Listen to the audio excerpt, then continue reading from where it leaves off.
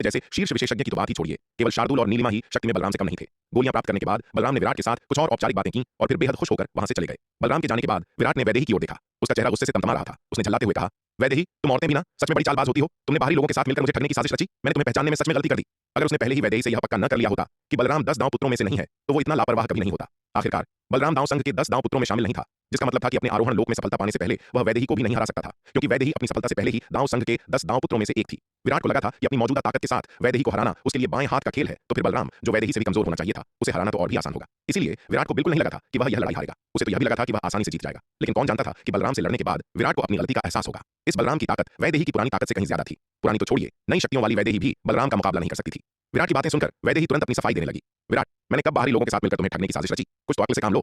अब भी तुम अपनी गलती नहीं मान रही। जब मैंने तुमसे पूछा था कि क्या बलराम दांव संघ के 10 दांव पुत्रों में से एक है, तो तुमने मना क्यों किया? विराट ने गुस्से में कहा, वह सच में दांव संघ के 10 दांव पुत्रों में से नहीं था, तो मैं और क्या कहती? क्या तुम चाहते थे कि मैं झूठ बोलूं? वैदेही ने मुंह बनाते हुए कहा, वह इतना ताकतवर है और फिर भी 10 दांव पुत्रों में नहीं है। वैदेही, तुम किसे बेवकूफ बना रही हो? विराट ने तंज कसते हुए वैदेही को ऊपर से नीचे तक देखा और कहा, वैदेही, तो फिर तुम्हारी जैसी ताकत के साथ तुम 10 दांव पुत्रों में कैसे शामिल हो गई? विराट, तुम्हें किसने कहा कि दांव संघ के 10 दांव पुत्रों की रैंकिंग ताकत के आधार पर होती है? मैंने ऐसा कभी नहीं कहा। वैदेही ने मासूमियत करते हुए कहा। यह सुनकर विराट हक्का बक्का रह गया। उसने वैदेही की ओर देखा और तुरंत पूछा, अगर यह ताकत के आधार पर नहीं है तो रैंकिंग का आधार क्या है?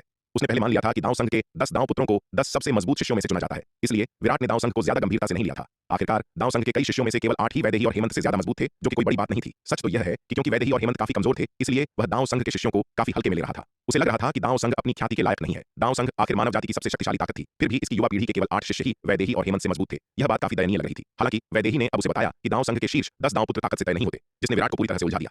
विराट भाई, आप गलत समझ रहे हैं। दांव संघ के शीर्ष 10 दांव पुत्र वास्तव में ताकत से तय नहीं होते, वरना न केवल वैदेही और मैं शीर्ष 10 में नहीं होते, बल्कि मानव भाई भी इसके लिए योग्य नहीं होते। दांव संघ के शीर्ष 10 दांव पुत्र मुख्य रूप से कई कारकों के संयोजन से तय होते हैं, जिसमें एक योद्धा की मार्शल आर्ट क्षमता, साधना के वर्ष और एक ही दायरे के भीतर युद्ध शक्ति शामिल है। वैदेही और मुझे 10 दांव पुत्रों में चुने जाने का मुख्य कारण यह है कि हम उम्र में छोटे हैं, हेमंत ने समझाया। यह सुनकर विराट अवाक रह गया। पता चला कि दांव संघ के 10 दांव पुत्रों के बारे में उसकी पिछली समझ पूरी तरह से गलतफहमी थी। तो फिर ताकत के आधार पर तुम और वैदेही दांव संघ के शिष्यों में कहां रैंक करोगे? विराट ने हेमंत से पूछा। खैर, आरोहण लोक में प्रवेश करने से पहले हम शायद शीर्ष 10,000 में भी नहीं आते।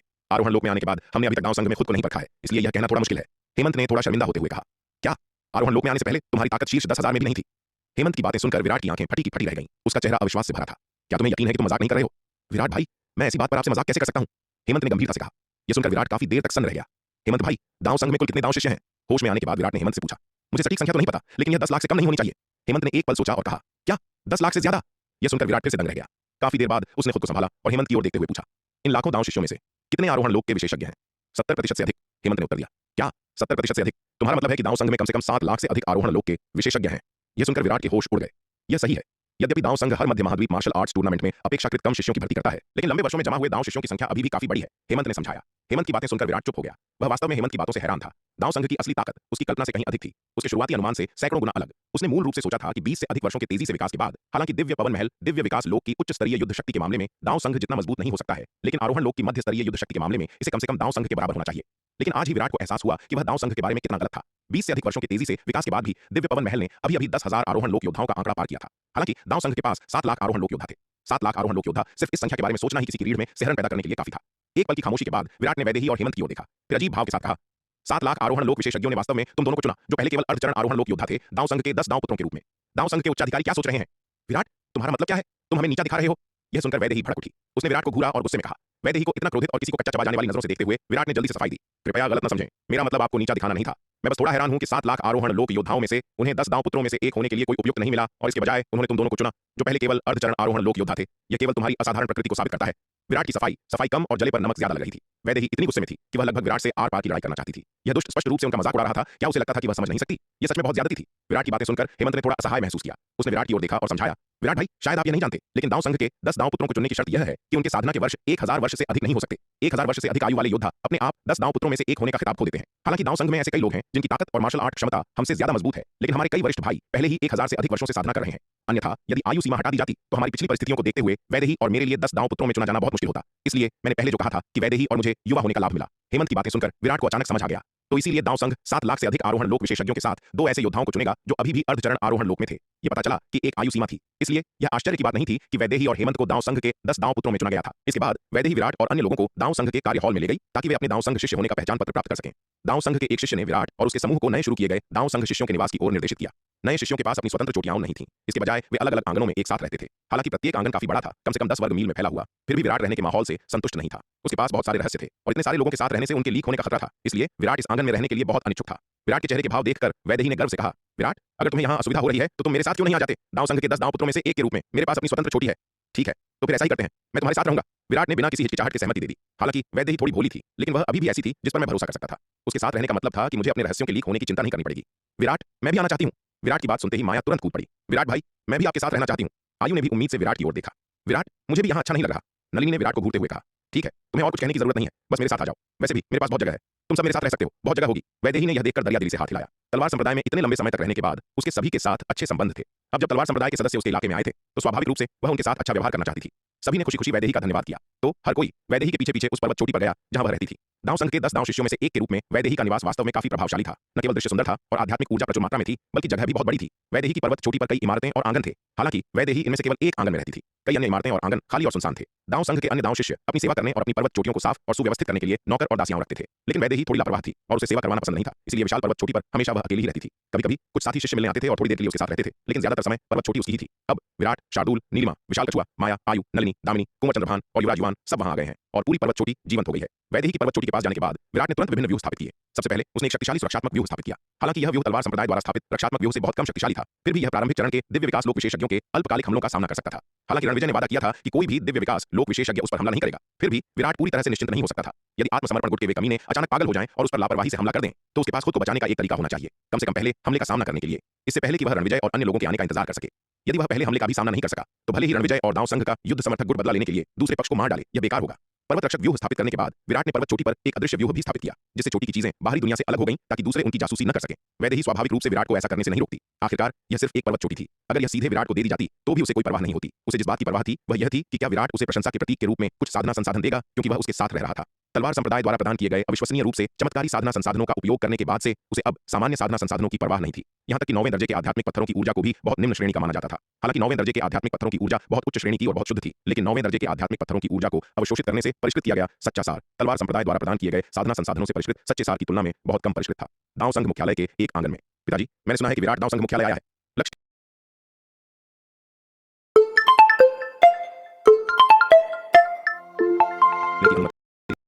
मुख्यालय आया है। लक्ष्य तेजी से आंगन में दाखिल हुआ और वरुण प्रांत के स्वामी अधिपति लोकेश को सूचना दी। क्या? वह छोटा जानवर दाव संघ मुख्यालय आ गया है? यह सुनते ही अधिपति लोकेश तुरंत अपनी सीट से उछल पड़े। उनके चेहरे पर सदमे और गुस्से का भाव था। यह सच है, मैंने सुना है कि वह अभी भी युद्ध अखाड़े में है, गोलियां बेच रहा है और बहुत पैसा कमा रहा है। लक्ष्य ने कहा, वह छोटा जानवर, उसने वास्तव में दाव संघ मुख्यालय आने की हिम्मत की। बदला लेने का हमारा मौका आ गया है। अधिपति लोकेश ने गंभीर स्वर में कहा, उस छोटे जानवर की स्थिति की जांच जारी रखो। अगर कोई गड़बड़ हो तो मुझे तुरंत रिपोर्ट करना। जैसे ही हमें सही मौका मिलेगा हम उसे मार डालेंगे। जी पिताजी। लक्ष्य ने सम्मानपूर्वक सिर झुकाया और फिर आंगन से चला गया। तू छोटा जानवर, तेरे पास स्वर्ग जाने का रास्ता है, लेकिन तूने उसे नहीं चुना। नर्क का कोई रास्ता नहीं है, लेकिन तूने यहाँ आने की जिद की। तेरी हिम्मत कैसे हुई दाव संघ मुख्यालय आने की? अब तू मरेगा। लक्ष्य के जाने के बाद अधिपति लोकेश ने भयानक चेहरे के साथ कहा, युद्ध अखाड़े में विराट की गोलियां बेचने की खबर दाव संघ मुख्यालय में तेजी से फैल गई। क्योंकि विराट द्वारा बेची गई गोलियां इतनी अविश्वसनीय रूप से प्रभावी थीं, लगभग सभी योद्धा जिन्होंने विराट की आरोहण गोलियां खरीदी थीं और अपने साधना स्तर में बाधा पर थे, उन्होंने अपनी बाधाओं को तोड़ दिया और अगले दायरे में प्रवेश कर गए। इस विस्फोटक खबर ने तुरंत दाव संघ मुख्यालय में भारी हंगामा मचा दिया। पल भर में बड़ी संख्या में दाव शिष्यों ने विराट के निवास के बारे में पूछताछ की। यह जानने पर कि विराट वैदेही की पर्वत चोटी के पास रहता है, वे दाव शिष्य तुरंत वैदेही की पर्वत चोटी की ओर उमड़ पड़े और विराट से विभिन्न गोलियां मांगने लगे। विराट ने इन दाव शिष्यों की मांगों को आसानी से स्वीकार कर लिया, चाहे वे युद्ध समर्थक हों या शांति समर्थक। जब तक वे भुगतान करते वह उन्हें गोलियां बेचता, भले ही पार्टियां दुश्मन हों। इससे उसे उनके साथ व्यापार करने से नहीं रोका जा सकता था जब तक कि वह पैसा कमा सकता था। यदि वे बाद में उसे उकसाते तो वह बस उन्हें खत्म कर सकता था। किसी को गोलियां बेचना और किसी को खत्म करना परस्पर अनन्य नहीं थे। बेशक यह उन लोगों पर लागू होता था जो ईमानदारी से गोलियों के लिए भुगतान करते थे। जहां तक उन लोगों की बात है जो जानबूझकर परेशानी पैदा करने और उससे पैसे ऐंठने की कोशिश करने आए थे, विराट इतना विनम्र नहीं होने वाला था। विराट की गोलियां इतनी अच्छी बिक रही थीं और वह इतना पैसा कमा रहा था कि स्वाभाविक रूप से बहुतों को जलन हो रही थी। कुछ लोग वैदेही के सम्मान के कारण परेशानी पैदा करने नहीं आए, लेकिन दूसरों को वैदेही की प्रतिष्ठा की परवाह नहीं थी और वे हंगामा करना चाहते थे। उदाहरण के लिए उसके सामने खड़ा यह घमंडी गुंडा टाइप का युवक जिससे गुंडों वाली आभा निकल रही थी, स्पष्ट रूप से परेशानी पैदा करने के लिए वहां था। उसके पीछे चमचों का एक बड़ा समूह चल रहा था। बच्चे, मैंने सुना है कि तुम्हारी गोलियां काफी चमत्कारी हैं, जो लोगों को साधना की बाधाओं को तोड़ने में मदद करने का 90% मौका देने का दावा करती हैं। क्या यह सच है? उस गुंडे युवक ने एक पैर कुर्सी पर रखा, कोहनी अपने घुटने पर टिकाई और आगे की ओर झुककर विराट को नीचे देखते हुए कहा, बुरा नहीं है। विराट ने उस पर एक नजर डाली और शांति से कहा, बच्चे, मुझे एक आरोहण गोली दो, मुझे इसे छकने दो। अगर यह वास्तव में इतनी चमत्कारी है तो मैं तुम्हें जाने दे सकता हूं, लेकिन अगर तुमने दाव संघ के क्षेत्र में ठगी और धोखा देने की हिम्मत की तो मुझे क्रूर होने के लिए दोष मत देना। गुंडे युवक ने अपनी ठुड्डी उठाकर विराट की ओर हाथ बढ़ाया। मैं तुम्हें गोलियां दूंगा, लेकिन पहले पैसे निकालो। 10 करोड़ 9वें दर्जे के आध्यात्मिक पत्थर। विराट ने उदासीनता से कहा, तुम्हारी हिम्मत कैसे हुई बच्चे? क्या तुम जानते भी हो कि मास्टर गोगा कौन है? मास्टर गोगा गोलियां मांगकर तुम्हें सम्मान दे रहे हैं और तुम अभी भी मास्टर गोगा से पैसे मांगने की हिम्मत कर रहे हो। क्या तुम मौत को दावत दे रहे हो? विराट का गुंडे के प्रति बेपरवाह रवैया देखकर एक चमचा कूद कर बाहर आया और चिल्लाया, अरे दीनू, इतना गर्म मत हो, हम यहाँ गोलियां खरीदने आए हैं, हंगामा करने नहीं। उसे पहले 10 करोड़ 9वें दर्जे के आध्यात्मिक पत्थर दे दो। गुंडे ने हाथ हिलाकर कहा, जी गोगा भाई, दीनू नाम के चमचे ने जल्दी से जवाब दिया। बोलते हुए उसने एक स्थानिक अंगूठी निकाली, उसे विराट की ओर फेंका और चिल्लाया, बच्चे, गोगा भाई आज दयालु हैं और तुम्हारे स्तर तक नहीं गिरेंगे। खुद को भाग्यशाली समझो, जल्दी से गोलियां सौंपो। लानत है तुम कमीने, मेरे बॉस से इस तरह बात करने की तुम्हारी हिम्मत कैसे हुई? तुम मेरे बॉस के सामने जंगली बनने की हिम्मत करते हो। मुझे लगता है कि तुम जीने से थक गए हो। समूह के अहंकारी रवैये को देखकर शार्दुल अब और पीछे नहीं रह सका। उसने घूरते हुए गुस्से में चिल्लाया। एक दहाड़ के साथ वह हमला करने ही वाला था। शार्दुल, असभ्य मत बनो, मेहमान मेहमान होते हैं और चूंकि वे व्यापार करने के लिए पैसे लाए हैं, वे मेहमान हैं, मेहमानों के साथ ज्यादा असभ्य मत बनो। विराट ने हाथ हिलाकर कहा। जी बॉस। शार्दुल ने जल्दी से सहमति व्यक्त की। फिर उसने उस गुंडे और दीनू नाम के चमचे को घूरा और भारी आवाज में कहा, बेहतर होगा कि तुम अपनी औकात में रहो। तुम टाइगर लॉर्ड के इलाके में हंगामा करने की हिम्मत करते हो। तुम्हें नहीं पता कि हॉर्स किंग की कितनी आंखें होती हैं।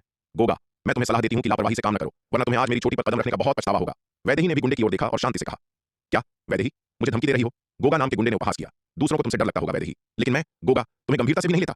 मैं तो बस तुम्हें कुछ सलाह देकर अपना कर्तव्य निभा रही हूं।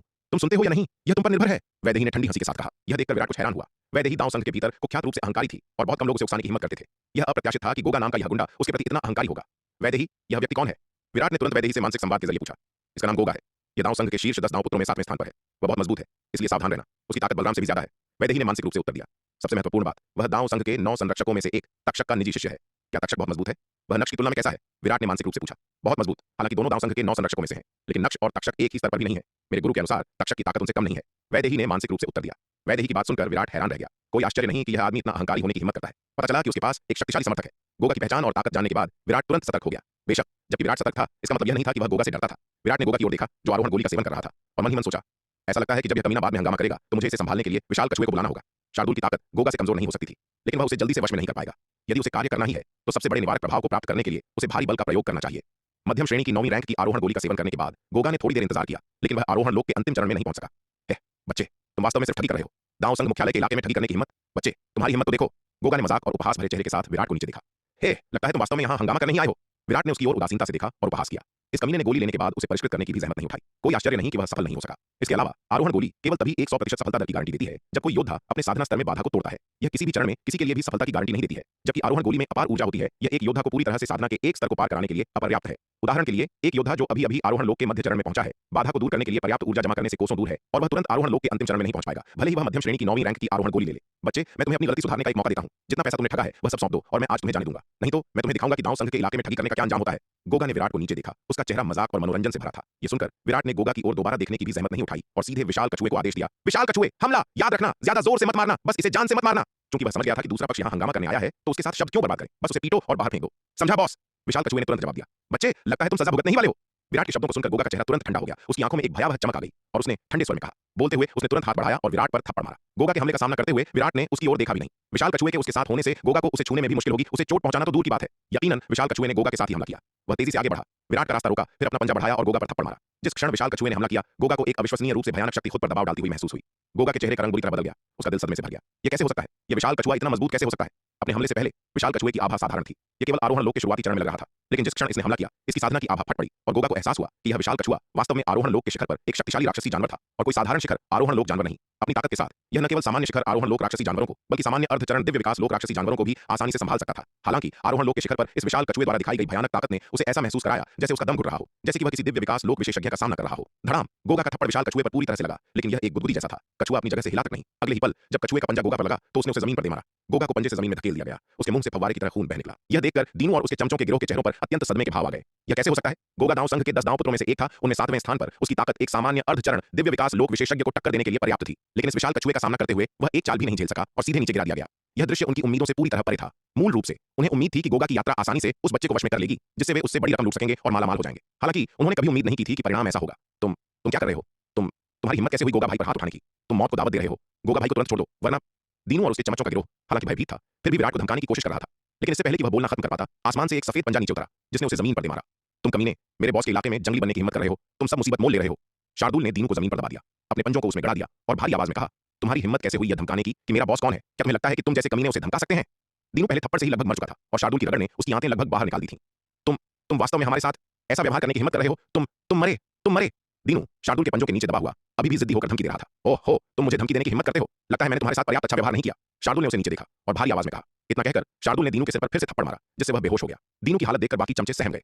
हालांकि शार्दुल ने उन्हें जाने देने का कोई संकेत नहीं दिखाया। एक फ्लैश के साथ उसने एक के बाद एक चमचों पर हमला किया, उन सभी को पीटकर जमीन पर गिरा दिया। शार्दुल, विशाल कछुआ, इनके कपड़े उतार लो और फिर इन्हें पहाड़ की तलहटी में फेंक दो। विराट ने पीटे गए चमचों की ओर देखा और शांति से कहा, जी बॉस। शार्दुल और विशाल कछुए ने तुरंत सहमति व्यक्त की। शार्दुल इस तरह के काम में बहुत कुशल था और कुछ ही समय में उसने सभी को नंगा कर दिया, उन पर कपड़े का एक टुकड़ा भी नहीं छोड़ा। यह देखकर विशाल कछुए ने भी वैसा ही किया और गोगा को पूरी तरह से नंगा कर दिया। यह देखकर गोगा शर्म और गुस्से से भर गया। तुम्हारी मेरे साथ ऐसा करने की हिम्मत कैसे हुई? मैं गोगा कसम खाता हूं कि मैं तुम्हें तड़पा कर मारूंगा। गोगा दुख और क्रोध से दहाड़ा। अगर उसे वास्तव में नंगा करके पहाड़ की तलहटी में फेंक दिया गया जहां दाव संघ के दाव शिष्यों की भीड़ थी, तो दाव संघ में गोगा की प्रतिष्ठा बर्बाद हो जाएगी और वह फिर कभी अपना सिर नहीं उठा पाएगा। विशाल कछुआ, यह कमीना वास्तव में बात कर सकता है। तुम्हारी मेहमान नवाजी में थोड़ी कमी है। यह सुनते ही शार्दुल तुरंत आगे बढ़ा, अपना पंजा बढ़ाया और गोगा के सिर पर थप्पड़ मारा। गोगा, जो पहले ही गंभीर रूप से घायल था और विशाल कछुए के हमले से हिलने में असमर्थ था, शार्दुल के पंजे से बेहोश हो गया। देखा, इस तरह से उनके साथ ठीक से व्यवहार किया जाता है, वरना अगर तुम उनके साथ अच्छा व्यवहार नहीं करोगे तो वे शिकायत करेंगे। देखो, क्या वह अब संतुष्ट नहीं है? उसने एक भी शिकायत नहीं की। शार्दुल ने विशाल कछुए की ओर मुड़कर उसे फटकार लगाई। हाँ, बड़े भाई सही कह रहे हैं, मैं समझ गया। विशाल कछुए ने गहरी सहमति में सिर हिलाया। बड़े भाई वास्तव में अनुभवी हैं। लगता है कि उनसे अभी भी बहुत कुछ सीखना बाकी है। इस आदमी को पहले इतनी शिकायतें इसलिए थीं क्योंकि वह मेरे अच्छे व्यवहार न करने के लिए मुझे दोषी ठहरा रहा था। बॉस, जो कुछ भी उनके पास था वह यहाँ है। शार्दुल विराट के पास गया और वह सब कुछ सौंप दिया जो उसे मिला था। यह देखकर विशाल कछुए ने भी जल्दी से वह सब कुछ सौंप दिया जो उसने गोगा से छीना था। हम, बहुत अच्छा। विराट ने संतोष के साथ सिर हिलाया। उसने जमीन पर पड़े गोगा और उसके चमचों के गिरोह पर नजर डाली, हाथ हिलाया और कहा, ठीक है, इन लोगों को पहाड़ की तलहटी में फेंक दो। उन्हें यहाँ रास्ते में पड़ा मत रहने दो, कहीं ये हमारे ग्राहकों का मूड खराब न कर दें। हमें अभी भी धंधा करना है। इस हॉल में अभी भी काफी दाव संघ शिष्य और गोलियां खरीदने का इंतजार कर रहे थे। हालांकि क्योंकि गोगा ने पहले परेशानी पैदा की थी, इसलिए जो दाव संघ शिष्य गोलियां खरीदने आए थे उन्हें क्रॉसफायर में फंसने से बचने के लिए दूर रहना पड़ा। इसके अलावा कई दाव संघ शिष्य चलो देखते हैं कि विराट इसे कैसे संभालता है वाली मानसिकता के साथ तमाशा भी देख रहे थे। वास्तव में काफी दाव संघ शिष्य विराट के इतना पैसा कमाने से जलते थे। हालांकि चूंकि विराट वैदेही के इलाके में था, इसलिए बहुत से लोगों ने वास्तव में हंगामा करने की हिम्मत नहीं की। लेकिन उनकी अनिच्छा का मतलब यह नहीं था कि वे विराट को पीड़ित होते देखना नहीं चाहते थे। अगर गोगा इस बार सफल हो जाता तो वे भविष्य में गोगा के कार्यों की नकल कर सकते थे और विराट से बड़ी रकम वसूल सकते थे। हालांकि वे वैदेही के इलाके में विराट के होने पर परेशानी पैदा करने की हिम्मत नहीं करते थे, लेकिन विराट हमेशा के लिए यहाँ नहीं रह सकता था। जब तक विराट वैदेही के इलाके को छोड़ता तब तक हमेशा एक अवसर होता। लेकिन अब गोगा के उकसावे के परिणामों को देखने के बाद वे दाव संघ शिष्य जो मूल रूप से तमाशा देख रहे थे चुप हो गए। उनकी पिछली योजनाएं गायब हो गईं। इसके अलावा उन सभी को राहत मिली कि गोगा ने पहले ही उस युवक की ताकत का पता लगा लिया था। अन्यथा यदि उन्हें स्थिति का पता नहीं होता और वे लापरवाही से अंदर घुस जाते तो उन्हें निश्चित रूप से खूनी हार का सामना करना पड़ता। आज गोगा की किस्मत ने सचमुच उनकी रूह कंपा दी थी। अब से गोगा शायद कभी भी दाव संघ मुख्यालय में अपना चेहरा नहीं दिखा पाएगा। जी बॉस, शार्दुल ने यह सुनकर जल्दी से सिर हिलाया। फिर वह विशाल कछुए की ओर मुड़ा और कहा, विशाल कछुआ, तुम यहीं रहो और बॉस के लिए पहरा दो। किसी भी और डीट कमीने को हंगामा करने से रोको। मैं जाकर इन कमीनों को फेंक आता हूं। चिंता मत करो भाई, मेरे होते हुए बॉस के इलाके में कोई भी जंगली नहीं बन सकता। विशाल कछुए ने यह सुनकर बार-बार सिर हिलाया। अरे ओ छोटी पगली चिड़िया, ओ चंदू, ओ युवराज, इधर आओ और इन कमीनों को ठिकाने लगाने में मदद करो। शार्दुल फिर अपनी बगल में खड़ी नीलिमा, कुंवर चंद्रभान और युवराज युवान की ओर मुड़ा। बेवकूफ बाघ, इस तरह के काम तुम खुद करो, मैं इन कमीनों को छूने वाली नहीं हूं। नीलिमा ने घृणा की दृष्टि से कहा। लोगों को पीटने में मदद करना उसके लिए ठीक था, लेकिन ये कमीने पूरी तरह नंगे हैं और वह अपने हाथ गंदे करने से बचने के लिए उन्हें छूना नहीं चाहती। उन्हें छूना तो दूर, उन्हें देखना ही आंखों को चुभता है। कुंवर चंद्रभान, युवराज युवान, जल्दी करो और इन कमीनों को हटाओ ताकि ये यहाँ पड़े रहकर मेरी आंखों को प्रदूषित न करें। नीलिमा ने अपने पंख फड़फड़ाए और अपने बगल में कुंवर चंद्रभान और युवराज युवान से कहा। शार्दुल और नीलिमा के आदेश सुनकर कुंवर चंद्रभान और युवराज युवान ने एक पल के लिए भी झिझकने की हिम्मत नहीं की। वे जल्दी से आगे बढ़े ताकि शार्दुल को मुख्य हॉल में पड़े गोगा और अन्य लोगों को बाहर निकालने और उन्हें पहाड़ की तलहटी में फेंकने में मदद कर सकें। गोगा और अन्य लोगों को मुख्य हॉल से बाहर ले जाने के बाद विराट ने आसपास के दाव शिष्यों पर नजर डाली और मुस्कुराते हुए कहा, क्या तुम सब गोलियां नहीं खरीदना चाहते थे? जारी रखो। यह सुनकर दाव शिष्य आज्ञाकारी रूप से आगे बढ़े और गोलियों के लिए भुगतान किया। अब किसी भी तरह के उल्टे सीधे इरादे रखने की हिम्मत नहीं कर रहे थे। गोगा और उसके गुर्गों को पहाड़ की तलहटी में फेंकने के बाद शार्दुल, कुंवर चंद्रभान और युवराज युवान पहाड़ पर लौटने ही वाले थे, लेकिन केवल 2 कदम चलने के बाद शार्दुल फिर रुक गया। टाइगर लॉर्ड, क्या हुआ? कुंवर चंद्रभान ने उत्सुकता से पूछा। उन्हें बस पहाड़ की तलहटी में ऐसे ही छोड़ देना बहुत नरमी लगती है। गोलियां खरीदने आने वाले योद्धा शायद उस हालत में उन्हें देखने की जहमत न उठाएं। शार्दुल ने अपना पंजा बढ़ाया और अपनी ठुड्डी सहलाई। तो आपका क्या मतलब है टाइगर लॉर्ड? कुंवर चंद्रभान ने संदेह से पूछा। सबसे अच्छा तरीका है कि उन्हें लटका दिया जाए, इस तरह ज्यादा लोग उन्हें देखेंगे। शार्दुल ने अपना पंजा बजाया और कहा, टाइगर लॉर्ड, क्या शानदार विचार है। शार्दुल के शब्द सुनकर कुंवर चंद्रभान ने जल्दी से समय पर तारीफ की। चंदू, प्रतिभा के लिए तुम्हारी पारखी नजर हाल ही में बेहतर और बेहतर होती जा रही है। तुम्हारा भविष्य उज्जवल है। टाइगर लॉर्ड को तुमसे बहुत उम्मीदें हैं। कुंवर चंद्रभान की चापलूसी सुनकर शार्दुल ने बड़े संतोष के साथ कुंवर चंद्रभान के कंधे को थपथपाया। शार्दुल ने तुरंत कार्रवाई की। उसने पर्वत द्वार के तोरण के दोनों ओर जमीन में विशाल लकड़ी के खूंटे गाड़ दिए और फिर गोगा और उसके चमचों के गिरोह को खूंटों पर लटका दिया। शार्दुल द्वारा अपना काम पूरा करने के बाद वैदेही की झील की तलहटी में एक शानदार दृश्य दिखाई दिया। नग्न शरीर लकड़ी के खूंटों से लटके हुए थे, हवा में झूल रहे थे। सचमुच एक भव्य दृश्य। विशेष रूप से ध्यान देने योग्य बात गोगा की उपस्थिति थी, जो दाव संघ के शीर्ष 10 दाव पुत्रों में से एक था, जिसने इस तमाशे की प्रसिद्धि को और बढ़ा दिया। कई दाव शिष्य विराट से गोलियां खरीदने के लिए वैदेही की झील पर पहुंचे और जो लोग पहाड़ी द्वार से गुजरे उन सभी ने इस अविश्वसनीय रूप से शानदार दृश्य को देखा। जिस किसी ने भी इसे देखा वह पूरी तरह से चकित रह गया। देखते ही देखते वैदेही की झील की तलहटी में इस शानदार दृश्य की खबर दाव संघ में जंगल की आग की तरह फैल गई और बढ़ती हुई संख्या में लोगों तक पहुंच गई। इस खबर को सुनकर और भी योद्धा इस भव्य दृश्य को देखने के लिए वैदेही की झील की तलहटी में उमड़ पड़े, जिससे जानकारी की पहुंच और बढ़ गई। वैदेही की झील की तलहटी में एक विशाल लकड़ी के खूंटे पर गोगा ने मदहोशी में अपनी आंखें खोली। होश में आते ही उसे अपने शरीर में एक सिहरन दौड़ती हुई महसूस हुई। फिर उसने नीचे से आवाजें सुनी जो शायद किसी चीज पर चर्चा कर रही थी। आवाजों के स्रोत की ओर देखते हुए उसने लोगों के एक बड़े समूह को उसकी ओर इशारा करते हुए और कानाफूसी करते हुए देखा। उनके चेहरे अजीब भावों से भरे हुए थे। यह देखकर गोगा को अचानक याद आया कि बेहोश होने से पहले क्या हुआ था और वह तुरंत पूरी तरह से जाग गया। खुद को देखते हुए उसने पाया कि वह पूरी तरह से नंगा है, एक लकड़ी के खूंटे से लटका हुआ है। नीचे दाव संघ के दाव शिष्यों का एक समूह उस पर इशारा कर रहा था और मजाक में कानाफूसी कर रहा था। यह देखकर गोगा का दिमाग सुन्न हो गया और उसे लगा जैसे उसे कोई भारी झटका लगा हो। वह लगभग फिर से बेहोश हो गया। तू छोटा जानवर, मैं तुझे कभी माफ नहीं करूंगा, मैं तेरे टुकड़े टुकड़े कर दूंगा। गोगा की आंखें तुरंत लाल हो गईं और वह अपने दिल में गुस्से से दहाड़ा। इस मुसीबत में घसीटे जाने के बाद वह दाव संघ में फिर कभी किसी का सामना नहीं कर पाएगा। गोगा ने जमकर संघर्ष किया, अपने बंधनों से मुक्त होने की कोशिश की, लेकिन दुर्भाग्य से विशाल कछुए से मिली चोटें बहुत गंभीर थीं और वह शार्दुल द्वारा मध्यम श्रेणी के 9वें दर्जे के जादुई हथियार से बंधी रस्सियों से मुक्त होने में शक्तिहीन था। सौभाग्य से उसकी अपमानजनक स्थिति ज्यादा देर तक नहीं रही। आत्मसमर्पण गुट के कुछ बुजुर्गों को खबर मिली और वे उसे बचाने के लिए दौड़े। इस घटना ने पूरे दाव संघ में काफी हलचल मचा दी और आखिरकार यह खबर रणविजय के कानों तक पहुंची। जब रणविजय ने यह खबर सुनी तो वह सिर दर्द के साथ अपना माथा रगड़ने के अलावा कुछ नहीं कर सका। यह बच्चा दाव संघ में अपने पिता सूर्यवीर से भी ज्यादा मुसीबत खड़ी करने वाला था। दाव संघ में यह उसका पहला ही दिन है और उसने पहले ही इतना बड़ा हंगामा खड़ा कर दिया है। कौन जानता है कि वह भविष्य में किस तरह की अराजकता पैदा करेगा। मुझे आश्चर्य है कि उसे दाव संघ लाने का यशपाल का विचार सही था या गलत। दरअसल इस मामले में विराट के साथ काफी अन्याय हुआ है। उसने तो केवल शार्दुल को उस आदमी को पहाड़ की तलहटी में फेंकने के लिए कहा था, न कि उसे लटकाने के लिए और न ही पहाड़ के प्रवेश द्वार के दोनों ओर लटकाने के लिए ताकि हर कोई देख सके। जब विराट ने यह खबर सुनी तो वह अवाक रह गया। शार्दुल सच में जानता है कि बातों को कैसे तूल दिया जाता है। हालांकि विराट ने इसके लिए शार्दुल को दोषी नहीं ठहराया। शार्दुल ने जो किया सो किया, यह कोई बड़ी बात नहीं है। गोगा जैसे कमीने के लिए जिसने आत्मसमर्पण कर दिया है, उसकी जान बख्शना ही उसे सम्मान देना है। उसे लटकाने में क्या गलत है? अगर विराट दांव संघ में आते ही बहुत ज्यादा परेशानी पैदा नहीं करना चाहता होता तो वह बस विशाल कछुए से गोगा को मरवा देता। अगर गोगा बलराम जैसा सच्चा नायक होता जो राक्षसों के खिलाफ अग्रिम पंक्ति में अपनी जान जोखिम में डालता है तो विराट के मन में उसके लिए कुछ सम्मान होता। लेकिन इस तरह का कायर कचरा जो केवल अपने ही लोगों को डराता है और मोर्चे पर दुबक जाता है, उसे मारना केवल लोगों को एक मुसीबत से छुटकारा दिलाना होगा। बलराम जैसा नायक भले ही उसने शुरू से ही उसे 10 करोड़ 9वें दर्जे के आध्यात्मिक पत्थरों की गोलियों के लिए ठगा हो, लेकिन इसने विराट के मन में उसके लिए सम्मान कम नहीं किया। वह बस बाद में मजबूत होने पर बलराम से बदला लेगा, लेकिन वह इस पर उसके खिलाफ कोई द्वेष नहीं रखेगा। जैसे जैसे सूरज ढला और रात हुई, दांव संघ के योद्धा जो विराट से गोलियां खरीदने के लिए वैदेही की झील पर आए थे धीरे धीरे चले गए। उनके जाने के बाद विराट ने दरवाजा बंद किया और मुस्कुराते हुए अपनी दिन भर की कमाई का हिसाब लगाया। उसने आश्चर्यचकित होकर पाया कि उसने केवल एक दिन में पूरे 5 अरब 9वें दर्जे के आध्यात्मिक पत्थर कमाए थे। ये 5 अरब ग्रेड 9 आध्यात्मिक पत्थर गोलियां बेचने से कमाए गए पैसे थे। गोलियों की बिक्री से मिले पैसों के अलावा गोगा और उसके चमचों के गिरोह से लूटा गया पैसा भी लगभग 1 अरब ग्रेड 9 आध्यात्मिक पत्थरों तक पहुंच गया। लानत है, वे काफी अमीर हैं। मुझे आश्चर्य है कि उन्होंने इतनी दौलत इकट्ठा करने के लिए कितने जघन्य काम किए होंगे। इस बार उन्हें लूटना वास्तव में सार्थक था। गोगा और उसके चमचों के गिरोह की स्थानिक अंगूठियों की जांच करने और लगभग 1 अरब ग्रेड 9 आध्यात्मिक पत्थरों के खजाने और संसाधनों की खोज करने के बाद विराट ने नासिका सिकोड़ी। 1 अरब ग्रेड 9 आध्यात्मिक पत्थर यह लगभग कुछ गरीब शुरुआती चरण के दिव्य विकास लोक विशेषज्ञों की पूरी संपत्ति के बराबर है। लेकिन गोगा के लिए जो केवल एक मध्य चरण आरोहण लोक योद्धा है,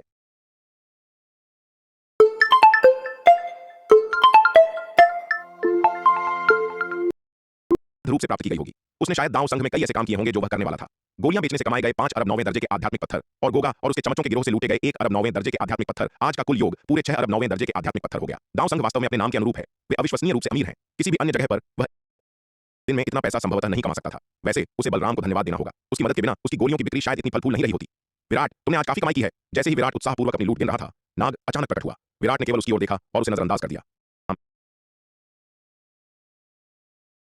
विराट ने केवल उसकी ओर देखा और उसे नजरअंदाज कर दिया। विराट, आज इतना पैसा कमाने के बाद क्या तुम्हें मेरे लिए प्राचीन महाद्वीप से थोड़ा और झरने का पानी नहीं लाना चाहिए? नाग ने पास आकर अपने हाथ मलते हुए और चापलूसी भरी मुस्कान के साथ कहा। सूर्यवीर ने चिढ़कर कहा, मुद्दे पर आओ। सूर्यवीर, क्या हम तुम्हारा उच्च श्रेणी का जन्मजात युद्ध हथियार उधार ले सकते हैं? दिवाकर ने अपने हाथों को के गठबंधन के लिए इस्तेमाल करेगा। अब जब वह अपने परिवार के साथ नहीं थी, हर्ष शर्मा ने आराम से पूर्वी महाद्वीप की ओर यात्रा की। हाथ मलते हुए और चापलूसी भरी मुस्कान के साथ कहा, जाओ जाओ, मुझे परेशान मत करो। विराट ने उसकी ओर देखा और उपेक्षापूर्वक हाथ हिलाया। विराट, क्या तुम मजाक कर रहे हो? मैंने तुम्हारी इतनी मदद की है, बार बार तुम्हारे लिए शक्तिशाली दुश्मनों से लड़ा हूं और तुम मुझे ऐसे चुकाते हो। तुमने सच में मेरा दिल तोड़ दिया। नाग ने तुरंत एक दयनीय नाटक करना शुरू कर दिया। सूर्यवीर के आसपास न होने के कारण उसके पास कोई शक्तिशाली समर्थक नहीं था और वह विराट का सीधे सामना नहीं कर सकता था। इसलिए सहानुभूति पाने के लिए उसे पीड़ित होने का नाटक करना पड़ा। विराट इस पर अवाक रह गया। इसने उस मूर्ख पक्षी से यह कब सीखा? वह इस दयनीय नाटक से किसे बेवकूफ बनाने की कोशिश कर रहा है। हालांकि विराट उसकी दुर्दशा को और बर्दाश्त नहीं कर सका और केवल असहाय होकर कह सका, ठीक है, यहाँ पीड़ित होने का नाटक करना बंद करो। अगली बार जब मैं शून्य समाधि गुप्त क्षेत्र में प्रवेश करूंगा तो देखूंगा कि क्या मुझे कोई सील मिल सकती है। अगर मुझे फिर से बड़ी संख्या में राक्षसी कलाकृतियां मिल सकें तो मैं तुम्हारे लिए प्राचीन महाद्वीप से पानी लाऊंगा, ठीक है? वह प्राचीन महाद्वीप से पानी लाने के लिए ऊर्जा स्रोत के रूप में इन 9वें दर्जे के आध्यात्मिक पत्थरों का उपयोग करने में अनिच्छुक था। उसके और तलवार संप्रदाय के पास आध्यात्मिक पत्थरों के अलावा किसी भी चीज की कमी नहीं थी। तलवार संप्रदाय की कीमिया, कलाकृति निर्माण, ताबीज निर्माण, व्यूह स्थापना और व्यूह के संचालन को बनाए रखने के लिए बड़ी मात्रा में आध्यात्मिक पत्थरों की आवश्यकता होती थी। 6 अरब 9वें दर्जे के आध्यात्मिक पत्थर यदि केवल तलवार संप्रदाय की जरूरतों को पूरा करने के लिए उपयोग किए जाएं तो उन्हें लंबे समय तक बनाए रख सकते थे। लेकिन अगर तलवार संप्रदाय का फिर से किसी शक्तिशाली दुश्मन से सामना होता है, चाहे वह तलवार संप्रदाय के सुरक्षात्मक व्यूह को सक्रिय करना हो या उस जन्मजात उच्च श्रेणी के युद्ध हथियार की आपूर्ति करना हो, तो खपत होने वाले आध्यात्मिक पत्थर बहुत अधिक होंगे। 6 अरब 9वें दर्जे के आध्यात्मिक पत्थर हालांकि एक बड़ी राशि प्रतीत होती है, केवल 6 पूर्ण शक्ति शॉट्स दागने के लिए उच्च श्रेणी के जन्मजात युद्ध हथियार को शक्ति देने के लिए पर्याप्त है। इसलिए भले ही उसके पास अधिक 9वें दर्जे के आध्यात्मिक पत्थर हों, फिर भी उसे उनका संयम से उपयोग करने और प्राचीन महाद्वीप से पानी लाने पर उन्हें बर्बाद न करने की आवश्यकता थी। ठीक है विराट, आज का अपना वादा मत भूलना, तुम इससे मुकर नहीं सकते। ना केवल हार मान सकता था। विराट के व्यवहार को देखते हुए प्राचीन महाद्वीप से पानी लाने के लिए ऊर्जा स्रोत के रूप में इन 9वें दर्जे के आध्यात्मिक पत्थरों का उपयोग करना उसके लिए व्यावहारिक रूप से निराशाजनक था। वह केवल इंतजार कर सकता था। वैसे भी गिरीश के साथ व्यापार करने के लिए विराट के शून्य समाधि गुप्त क्षेत्र में फिर से प्रवेश करने में ज्यादा देर नहीं थी, इसलिए थोड़ा और समय कोई फर्क नहीं डालेगा। यदि विराट को कोई और सील मिल जाती है, चाहे वह अनंत परम मीनार द्वारा सील के भीतर हड्डी दानव ऊर्जा को अवशोषित करना हो या इसके नीचे कई राक्षसी कलाकृतियों को इकट्ठा करना हो, तो वह उन्हें ऊर्जा की एक विशाल मात्रा में परिवर्तित कर सकता है। उस समय वह प्राचीन महाद्वीप से भारी मात्रा में पानी ला सकता है। अगले 2 हफ्तों तक कई दांव संघ योद्धा हर दिन विराट से गोलियां खरीदने के लिए वैदेही की झील की चोटियों पर आए। गोगा के अनुभव से सीखते हुए गोलियां खरीदने आए इन योद्धाओं ने आज्ञाकारी रूप से अग्रिम भुगतान किया और किसी ने भी विराट के इलाके में परेशानी पैदा करने या लापरवाही से काम करने की हिम्मत नहीं की। उन 2 हफ्तों में विराट ने हर दिन 9वें दर्जे के आध्यात्मिक पत्थरों की एक बड़ी संपत्ति अर्जित की। दांव संघ मुख्यालय में गोलियों की इस लहर को बेचने से वह अविश्वसनीय रूप से अमीर हो गया। उन 2 हफ्तों में उसने चौंका देने वाले 10 अरब 9वें दर्जे के आध्यात्मिक पत्थर कमाए। ग्रेड 9 आध्यात्मिक पत्थरों की इतनी बड़ी मात्रा भले ही उस श्रेष्ठ श्रेणी के जन्मजात युद्ध हथियार को आपूर्ति की जाए तो यह पूरी शक्ति पर दर्जनों शॉट दागने के लिए पर्याप्त होगी। पूरे शक्ति सिंधु महाद्वीप में शायद बहुत कम लोग श्रेष्ठ श्रेणी के जन्मजात युद्ध हथियार से लगातार दागे गए दर्जनों शॉट्स का सामना कर सकते थे। इन सैकड़ों अरब ग्रेड 9 आध्यात्मिक पत्थरों के साथ तलवार संप्रदाय की सुरक्षा को वास्तव में गारंटीकृत कहा जा सकता है। इन सैकड़ों अरब ग्रेड 9 आध्यात्मिक पत्थरों को कमाने के बाद विराट ने उन्हें तलवार संप्रदाय को भेजने के लिए तुरंत दक्षिणी महाद्वीप की ओर प्रस्थान किया। विराट आधे महीने से दांव संघ मुख्यालय में आरोहण गोलियां बेच रहा था। जबकि उसने निश्चित रूप से एक भाग्य बनाया, दांव संघ की ताकत भी उसकी आरोहण गोलियों की बिक्री के कारण काफी बढ़ गई थी। कई दांव संघ शिष्यों ने विराट से खरीदी गई आरोहण गोलियों का सेवन करने के बाद नए लोकों में प्रवेश किया था और अपनी ताकत में काफी वृद्धि की थी। इस मामले ने सीधे दांव संघ के उच्च रैंकिंग अधिकारियों को चौंका दिया। यहाँ तक कि दिवाकर भी सतर्क हो गए। रणविजय के निवास वाले मुख्य हॉल में दिवाकर के दिव्य चेतना अवतार ने अंतरिक्ष को चीरते हुए अवतरण लिया और रणविजय, एल्डर दामोदर और एल्डर यशपाल के साथ मामले पर चर्चा की। संरक्षक रणविजय, मुझे बताओ, हाल ही में दांव संघ में कितने लोगों ने सफलता प्राप्त की है? दिवाकर के दिव्य चेतना अवतार ने रणविजय की ओर देखते हुए पूछा। 1000 से अधिक लोग, उन सभी ने सफलता प्राप्त की क्योंकि उन्होंने उस छोकरे विराट से खरीदी गई आरोहण गोलियां ली थीं। रणविजय ने उत्तर दिया। 1000 लोग, यह वास्तव में एक आश्चर्यजनक संख्या है। यह सुनकर दिवाकर ने आश्चर्य से कहा, इससे पहले मैंने कभी नहीं सोचा होगा कि केवल आधे महीने में 1000 से अधिक लोग सफलता प्राप्त करेंगे। हाँ, यह वास्तव में काफी चौंकाने वाला है। पहले तो हम भी इस पर विश्वास नहीं कर सकते थे, लेकिन यह सच है। हमारे पास विश्वास करने के अलावा कोई विकल्प नहीं है। रणविजय ने कहा, अगर वह बच्चा आरोहण गोलियां बेचना जारी रखता है तो हमारे दांव संघ की ताकत थोड़े समय में ही छलांग लगाकर बढ़ जाएगी। ऐसा लगता है कि उस बच्चे को दांव संघ मुख्यालय भेजने का एल्डर यशपाल का निर्णय बिल्कुल सही था।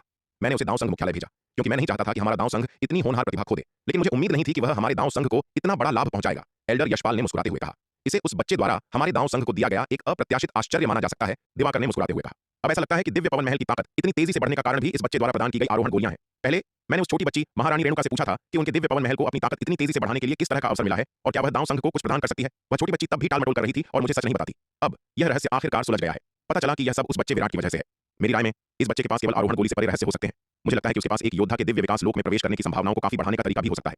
अन्यथा यह समझ से बाहर है कि दिव्य पवन महल ने केवल 20 वर्षों में 4 दिव्य विकास लोक विशेषज्ञों को क्यों पैदा किया है। पिछले 20 वर्षों में दिव्य पवन महल द्वारा उत्पादित दिव्य विकास लोक विशेषज्ञों की संख्या पिछले 1 लाख वर्षों में हमारे दांव संघ द्वारा उत्पादित संख्या से अधिक है। यह दांव संघ के इतिहास में एक अभूतपूर्व चमत्कार है। रणविजय ने कहा, यह निश्चित रूप से बहुत संभव है। मुझे लंबे समय से इस पर संदेह था, लेकिन दिव्य पवन महल ने उस समय रहस्य का खुलासा नहीं किया। अब ऐसा लगता है कि पिछले 20 वर्षों में दिव्य पवन महल में इतने सारे दिव्य विकास लोक विशेषज्ञों के लगातार उभरने की कुंजी इस बच्चे के पास है। यह भी बताता है कि दिव्य पवन महल के वे दिव्य विकास लोक विशेषज्ञ उसके प्रति इतने आज्ञाकारी क्यों हैं। दिवाकर ने सिर हिलाया और कहा, एक ही आदेश के साथ विराट ने आसानी से दिव्य पवन महल के सभी दिव्य विकास लोक विशेषज्ञों को वर्मा परिवार में कहर बरपाने के लिए अपने साथ शामिल होने के लिए लामबंद कर दिया। वह किसी विशेष कारण के बिना ऐसा नहीं कर सकता था। आखिरकार दिव्य विकास लोक विशेषज्ञ शक्ति सिंधु महाद्वीप में अत्यंत प्रतिष्ठित दर्जा रखते हैं। वे बिना किसी कारण के उस योद्धा के आदेशों का पालन क्यों करेंगे जो आरोहण लोक में भी नहीं है। लेकिन अगर विराट के पास कोई बहुत बड़ा रहस्य है जो दिव्य विकास लोक विशेषज्ञों के लिए भी बहुत आकर्षक है तो यह समझ में आता है। बेशक यह इस तथ्य पर भी आधारित है कि दिव्य पवन महल और विराट के बहुत अच्छे संबंध हैं। यही कारण है कि ऐसा हुआ। अन्यथा यदि यह कोई अन्य दिव्य विकास लोक विशेषज्ञ होता तो विराट केवल अपनी मौत को दावत देता। यदि वह ऐसे रहस्य को उजागर करने की हिम्मत करता, क्या हमें उस बच्चे से हमें इनमें से कुछ चीजें प्रदान करने के लिए कहना चाहिए? यदि हमारा दांव संघ जल्दी से दिव्य विकास लोक विशेषज्ञों का एक जत्था तैयार कर सकता है तो यह हमारी मानव जाति की मौजूदा भयानक स्थिति को काफी कम कर देगा।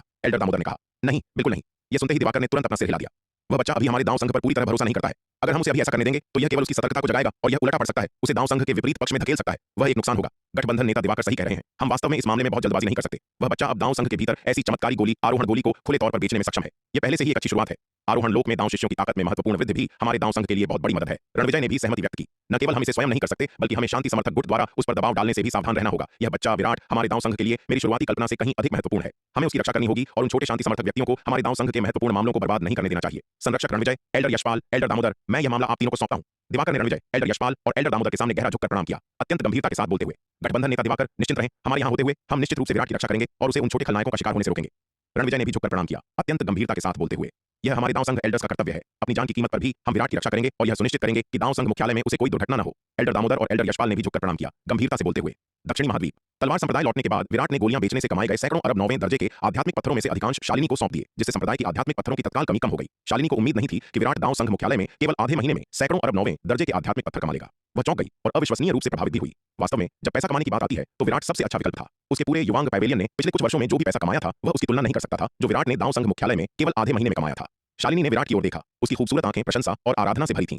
शालिनी के चेहरे पर आराधना का भाव देखकर विराट को बहुत संतुष्टि हुई। उसकी महिला का उसकी इतनी प्रशंसा करना उसके लिए बहुत खुशी की बात थी। सैकड़ों अरब 9वें दर्जे के आध्यात्मिक पत्थर शालिनी को सौंपने के बाद विराट तुरंत दांव संघ मुख्यालय नहीं लौटा। इसके बजाय वह साधना करने के लिए दक्षिणी महाद्वीप में एकांतवास में चला गया। उसे लगा कि उसका साधना स्तर अब बेकाबू होने वाला है और उसने अनुमान लगाया कि वह अगले कुछ दिनों में महान क्षेत्र में प्रवेश कर सकता है। विराट ने बाहर इतने बड़े दायरे में प्रवेश करने की हिम्मत नहीं की क्योंकि उसकी सफलता के कारण होने वाली आकाशीय घटनाएं बहुत भयानक होंगी। यदि वह बाहर महान क्षेत्र में प्रवेश करता तो हंगामा संभवतः पूरे मध्य महाद्वीप के सभी शक्तिशाली लोगों को सतर्क कर देता, जो उसके लिए अच्छी बात नहीं होगी। आभाधाम में कई दिनों के एकांतवास के बाद विराट की साधना आखिरकार अर्धचरण महान क्षेत्र की सीमा तक पहुंच गई और उसने महान क्षेत्र में प्रवेश किया। जिस क्षण उसने सफलता प्राप्त की, स्वर्ग और पृथ्वी ने प्रतिक्रिया दी और पूरे आभाधाम में अनगिनत भयानक आकाशीय घटनाएं उभरने लगीं।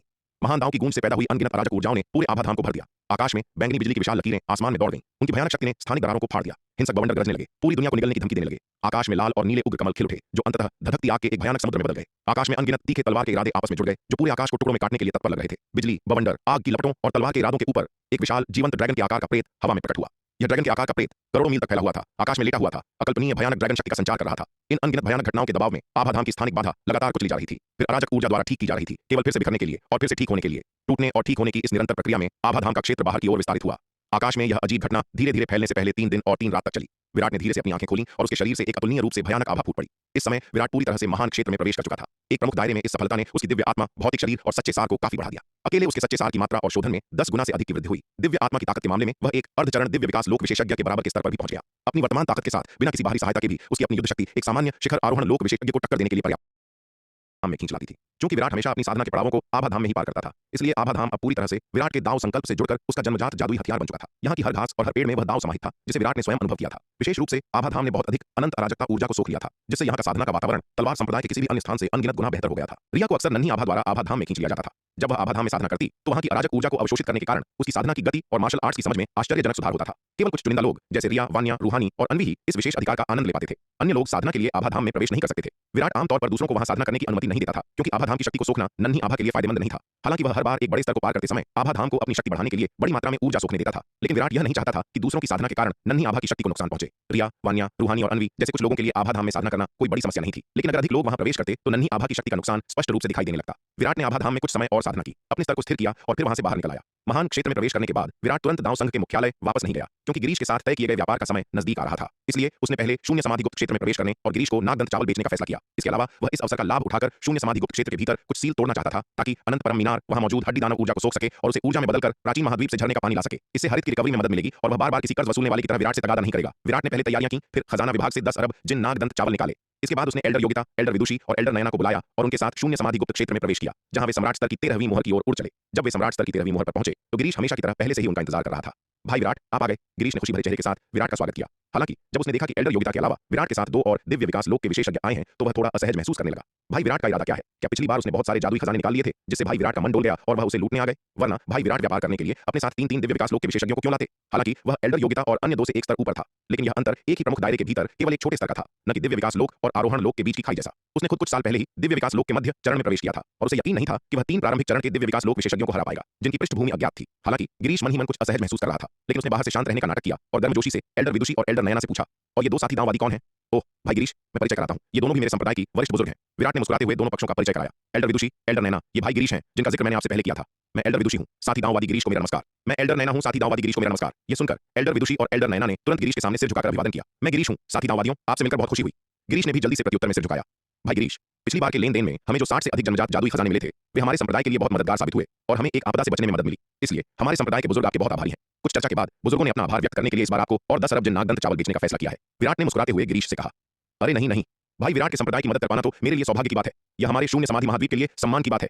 गिरीश ने आश्चर्य और खुशी दोनों के साथ कहा। पिछली बार विराट द्वारा बेचे गए 10 अरब जिन नागदंत चावल ने उनके शून्य समाधि महाद्वीप को जबरदस्त मदद दी थी। कहा जाता है कि एल्डर लक्ष्मण 10 करोड़ जिन नागदंत चावल खाने के बाद अपनी चरम स्थिति में पूरी तरह से ठीक हो गए थे। एल्डर लक्ष्मण के अलावा शून्य समाधि महाद्वीप के अधिकांश योद्धा भी नागदंत चावल की बड़ी मात्रा के समर्थन से अपनी चरम स्थिति में लौट आए थे। अब यह सुनकर कि विराट वास्तव में उन्हें शून्य समाधि महाद्वीप से और 10 अरब जिन नागदंत चावल बेचने को तैयार है, गिरीश की खुशी का ठिकाना नहीं रहा। वैसे भाई विराट, हमारे 3 प्रमुख एल्डर्स ने कहा है कि यदि आपको और आपके संप्रदाय को कोई कठिनाई आती है और आपको हमारे शून्य समाधि महाद्वीप की मदद की आवश्यकता है, तो हम आपका समर्थन करने में कोई कसर नहीं छोड़ेंगे। गिरीश ने एल्डर पवन के निर्देशों को याद करते हुए जल्दी से एल्डर पवन के शब्द विराट तक पहुंचाए। मैं तीनों एल्डर्स की दयालुता की सराहना करता हूं। अपने संप्रदाय के बुजुर्गों की ओर से मैं आपको, भाई गिरीश, और तीनों एल्डर्स को धन्यवाद देता हूं। यह सुनकर विराट थोड़ा चौंक गया। फिर उसने गिरीश के सामने सिर झुकाया।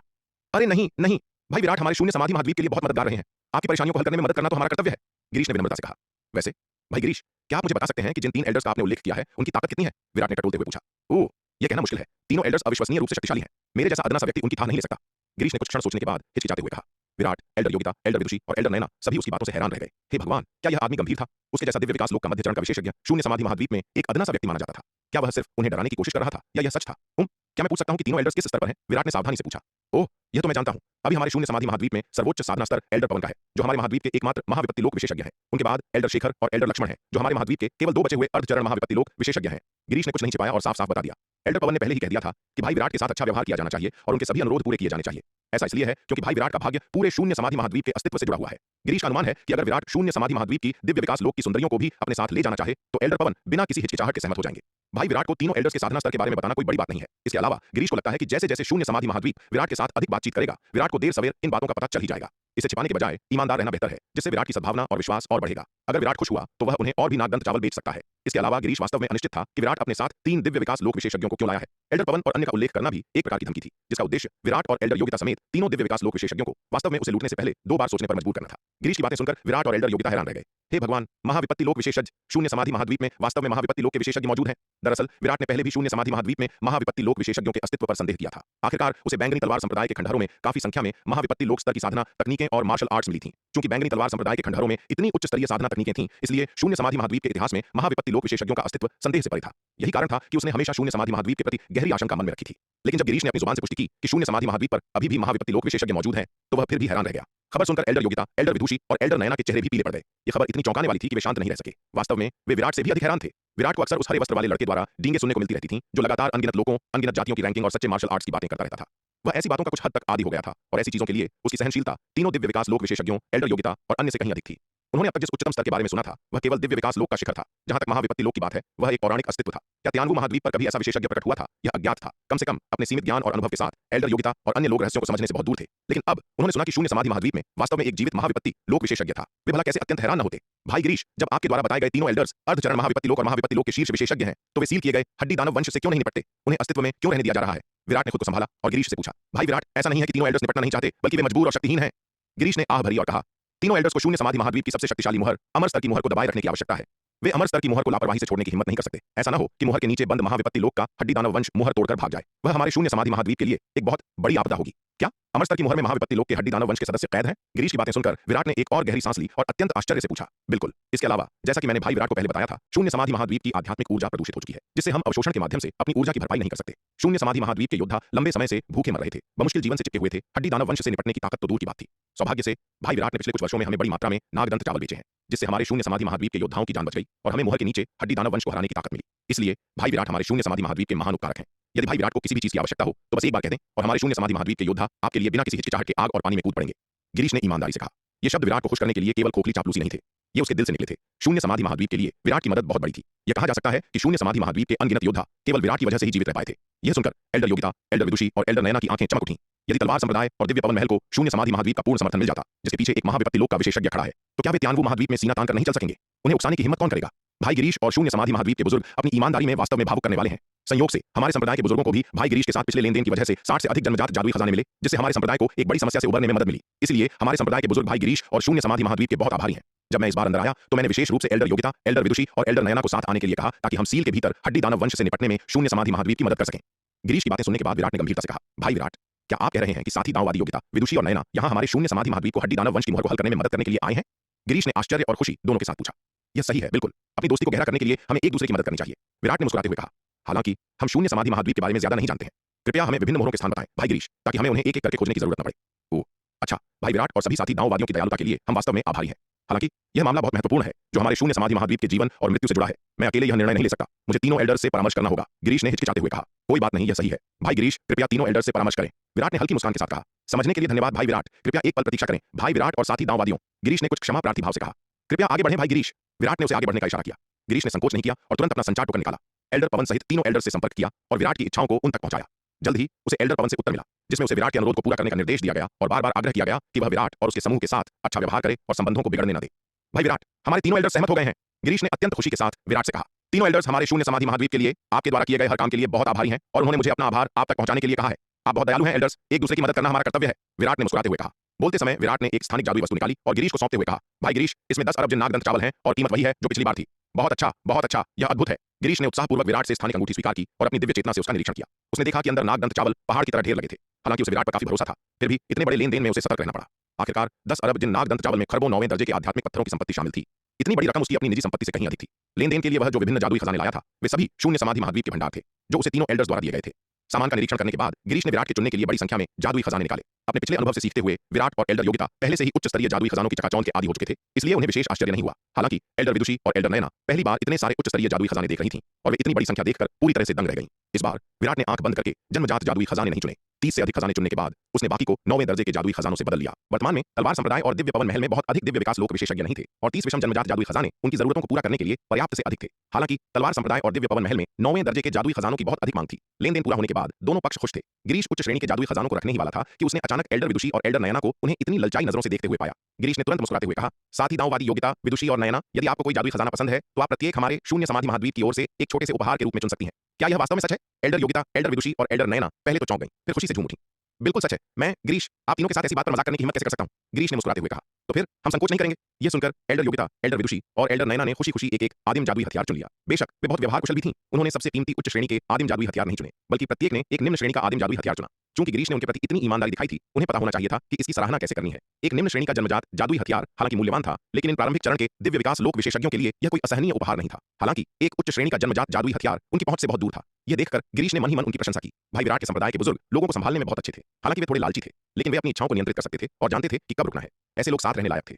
उनके साथ लंबे समय तक व्यापार करना आश्वस्त करने वाला था। कम से कम वे लालच में अंधे होकर रिश्ते को बर्बाद नहीं करेंगे। एक निम्न श्रेणी का जन्मजात जादुई हथियार प्राप्त करने के बाद एल्डर योगिता और अन्य दो ने गिरीश के प्रति सद्भावना की लहर महसूस की। एल्डर विदुषी और एल्डर नयना ने मन ही मन आह भरी, यह महसूस करते हुए कि विराट का अनुसरण करना वास्तव में सबसे आशाजनक काम था। यदि वे मेहनत करती और पैसा कमाती, यहां तक कि खेती से भी, जो वर्तमान में तलवार संप्रदाय में सबसे आशाजनक उद्योग है, तो उन्हें कम से कम कई वर्षों तक खेती करनी पड़ती। तब जाकर वे एक निम्न श्रेणी का जन्मजात जादुई हथियार प्राप्त कर पाती। अब केवल शून्य समाधि गुप्त क्षेत्र में विराट का अनुसरण करने से उन्हें आसानी से एक निम्न श्रेणी का जन्मजात जादुई हथियार मिल गया। पैसा कमाने की ऐसी दक्षता अद्वितीय है। लेन देन पूरा होने के बाद गिरीश विराट और उसके समूह को एक सम्राट स्तर की मोहर की ओर ले गया। हालांकि एल्डर पवन ने विराट और उसके समूह को मोहर के भीतर हड्डी दानव वंश से निपटने में मदद करने के लिए सहमति दी थी, लेकिन यह केवल एकलव्य स्तर और सम्राट स्तर की मोहरों तक ही सीमित था। वे विराट और उसके समूह को देव स्तर की मोहर से निपटने देने की हिम्मत नहीं कर सकते थे। यदि विराट अपने साथ एक शिखर दिव्य विकास लोक विशेषज्ञ लाया होता, तो वे एक देव स्तर की मोहर को हल करने के लिए उसके साथ सेना में शामिल होने पर विचार कर सकते थे। हालांकि विराट जिन 3 योद्धाओं को लाया था, वे सभी दिव्य विकास लोक के प्रारंभिक चरण में थे। इतनी सीमित शक्ति के साथ देव स्तर की मोहर को हल करने की कोशिश करना आत्महत्या के समान होगा। हालांकि एल्डर पवन और उनके 2 साथी शून्य समाधि महाद्वीप की मोहर के भीतर हड्डी दानव वंश के मुद्दे को हल करने के लिए उत्सुक थे, लेकिन वे विराट और उसके समूह की सुरक्षा को लेकर और भी अधिक चिंतित थे। अन्यथा विराट के संप्रदाय के क्रोध को भड़काना एक महत्वपूर्ण भूल होगी। इसके अलावा एल्डर पवन ने विशेष रूप से गिरीश को निर्देश दिया कि वह उनके करीब रहे और उनकी सुरक्षा सुनिश्चित करे, यह गारंटी देते हुए कि उनमें से किसी को भी नुकसान न पहुंचे। सच तो यह है कि विराट और उसके समूह की सुरक्षा की चिंता में एल्डर पवन शून्य समाधि महाद्वीप की मोहर में उनके हस्तक्षेप के लिए अनिच्छुक थे। हालांकि उन्हें डर था कि सीधे मना करने से विराट और उसका समूह नाराज हो जाएगा, जिससे उनका भविष्य का व्यापार प्रभावित होगा। इसलिए वे अनिच्छा से सहमत हुए। समूह 2 महीने तक उड़ता रहा और एक पूरी तरह से सुरक्षित सम्राट स्तर की मोहर पर पहुंचा। इस सम्राट स्तर की मोहर की रक्षा करने वाले शून्य समाधि महाद्वीप के योद्धाओं को पहले ही नोटिस मिल चुका था और वे पीछे हट गए थे। इसलिए वर्तमान में कोई भी शून्य समाधि महाद्वीप का योद्धा इस मोहर की रक्षा नहीं कर रहा था। सम्राट स्तर की मोहर पर पहुंचने पर गिरीश ने पहले जैसी ही रणनीति अपनाई। उसने पहले सीलिंग व्यूह के एक कोने को क्षतिग्रस्त कर दिया, मोहर में एक अंतर खोल दिया और हड्डी दानव वंश के एक हिस्से को मुक्त कर दिया। एल्डर योगिता, एल्डर विदुषी और एल्डर नयना ने तब उस अंतर की रक्षा की। बाहर उड़ने वाले आरोहण लोक के हड्डी दानव वंश के सदस्यों को मारने का इंतजार करने लगी। हालांकि कुछ ही देर बाद एल्डर योगिता, एल्डर विदुषी और एल्डर नयना को संतोष नहीं हुआ और वे सीधे मोहर के नीचे जमीन में घुस गईं और कत्लेआम शुरू कर दिया। तीनों ने कुछ देर तक मोहर के नीचे जमकर लड़ाई की और एक बार जब उनकी सच्ची ऊर्जा समाप्त हो गई, तो उन्होंने तुरंत मोहर के नीचे का हिस्सा छोड़ दिया, सतह पर पहुंची और अपनी सच्ची ऊर्जा को बहाल करने के लिए नागदंत चावल खाए। जो नागदंत चावल वे खा रही थीं, वे गिरीश को बेचे गए निम्न श्रेणी के नागदंत चावल नहीं थे, बल्कि तीसरी पीढ़ी के नागदंत चावल थे, जो सैकड़ों गुना अधिक शक्तिशाली थे। इस स्तर के नागदंत चावल का केवल एक दाना खाने से उनकी सच्ची ऊर्जा तेजी से बहाल हो गई। अपनी सच्ची ऊर्जा बहाल करने के बाद वे फिर से मोहर के अंतराल में लड़ने के लिए घुस गईं। लड़ाई के दौरान शून्य समाधि महाद्वीप के योद्धाओं जैसे गिरीश और गंगा के विपरीत, जो सच्ची ऊर्जा को बचाने और न्यूनतम खपत के साथ अधिकतम नुकसान पहुंचाने पर विचार करते थे, उन्होंने हड्डी दानवों को एक उन्मत्त तरीके से काटा, बाकी सब चीजों की परवाह किए बिना। उन्होंने सोचा कि लड़ाई के दौरान होने वाले किसी भी नुकसान की भरपाई बाद में विराट द्वारा की जा सकती है, तो उन्हें सच्ची ऊर्जा खर्च करने की क्या परवाह। वे जितना अधिक लड़ेंगी, उनकी ताकत उतनी ही तेजी से बढ़ेगी। इसलिए एल्डर योगिता और अन्य 2 ने न केवल सचेत रूप से सच्ची ऊर्जा को संरक्षित नहीं किया, बल्कि इसे सबसे तेज तरीके से खर्च किया। तीनों महिलाओं की पागलपन भरी लड़ाई की शैली को देखकर गिरीश अपनी रीढ़ में सिहरन महसूस किए बिना नहीं रह सका। इसके अलावा उसने देखा कि एल्डर योगिता और अन्य जो नागदंत चावल खा रही थीं, वह विराट द्वारा उसे बेचे गए नागदंत चावल से बिल्कुल अलग था। यह नागदंत चावल ऊर्जा स्तर और ऊर्जा एकाग्रता दोनों के मामले में बहुत श्रेष्ठ था। उसने अनुमान लगाया कि एल्डर योगिता और अन्य जिस नागदंत चावल का सेवन कर रही थीं, वह विराट द्वारा उसे बेचे गए चावल से कम 100 गुना अधिक शक्तिशाली था। यह देखकर गिरीश ईर्ष्या की टीस महसूस किए बिना नहीं रह सका, लेकिन साथ ही वह चकित भी था। यह पहले से ही काफी आश्चर्यजनक था कि विराट के संप्रदाय के पास नागदंत चावल एक पौराणिक ड्रैगन सामग्री थी, लेकिन अब उसने पाया कि संप्रदाय के संसाधन उससे कहीं आगे थे। उनके पास उच्च श्रेणी के नागदंत चावल भी थे, जो साधारण नागदंत चावल से सैकड़ों गुना अधिक शक्तिशाली थे। यह संप्रदाय कितना शक्तिशाली था, यह वास्तव में भयानक था। कोई आश्चर्य नहीं कि वे एक महान क्षेत्र के मार्शल आर्टिस्ट की रक्षा के लिए 3 दिव्य विकास लोक विशेषज्ञों को भेजने का जोखिम उठा सकते थे। इतना भव्य संकेत गिरीश स्पष्ट रूप से देख सकता था कि एल्डर योगिता और अन्य 2 विराट की रक्षा के लिए वहां थीं। हालांकि विराट उन्हें एल्डर के रूप में संबोधित करता था, लेकिन वह प्रभारी था और तीनों उसके हर शब्द का पालन करती थीं। एक महान क्षेत्र के प्रारंभिक चरण के मार्शल आर्टिस्ट के पास 3 दिव्य विकास लोक रक्षक होना उनके संप्रदाय के भीतर विराट की असाधारण रूप से उच्च स्थिति को दर्शाता है। गिरीश ने अनुमान लगाया कि विराट संभवतः एक महाविपत्ति लोक विशेषज्ञ का वंशज था, या शायद उनके संप्रदाय प्रमुख का प्रत्यक्ष शिष्य भी, जो संप्रदाय के भीतर उसकी उच्च स्थिति की व्याख्या करता है। हालांकि गिरीश को एल्डर योगिता और अन्य द्वारा खाए जाने वाले तीसरी पीढ़ी के नागदंत चावल से ईर्ष्या थी, लेकिन वह केवल ईर्ष्या ही करता रहा। वह कोई बुरा इरादा नहीं पालता। तथ्य यह है कि विराट उन्हें सबसे साधारण नागदंत चावल भी बेच सकता था। यह उनके शून्य समाधि महाद्वीप के लिए पहले से ही एक जबरदस्त आशीर्वाद था। उच्च स्तरीय साधना संसाधनों की तो बात ही छोड़िए, उनके शून्य समाधि महाद्वीप के लिए अब सबसे महत्वपूर्ण चीज अस्तित्व थी, न कि अपनी साधना को बेहतर बनाना और मजबूत बनना। एल्डर योगिता और अन्य की निरंतर और उन्मत्त लड़ाई के तहत मोहर के नीचे हड्डी दानव वंश को जल्दी और पूरी तरह से मिटा दिया गया। जब गिरीश ने देखा कि सम्राट स्तर की मोहर हल हो गई है, तो उसने सीलिंग व्यू को हटा दिया और इसे स्थापित करने के लिए उपयोग की जाने वाली जादुई कलाकृतियों को दूर रख दिया। यह देखकर एल्डर योगिता और अन्य 2 ईर्ष्या महसूस किए बिना नहीं रह सकी, लेकिन वे यह भी जानती थीं कि ये जादुई कलाकृतियां मूल रूप से शून्य समाधि महाद्वीप की थीं, इसलिए गिरीश का उन्हें रखना ही सही था।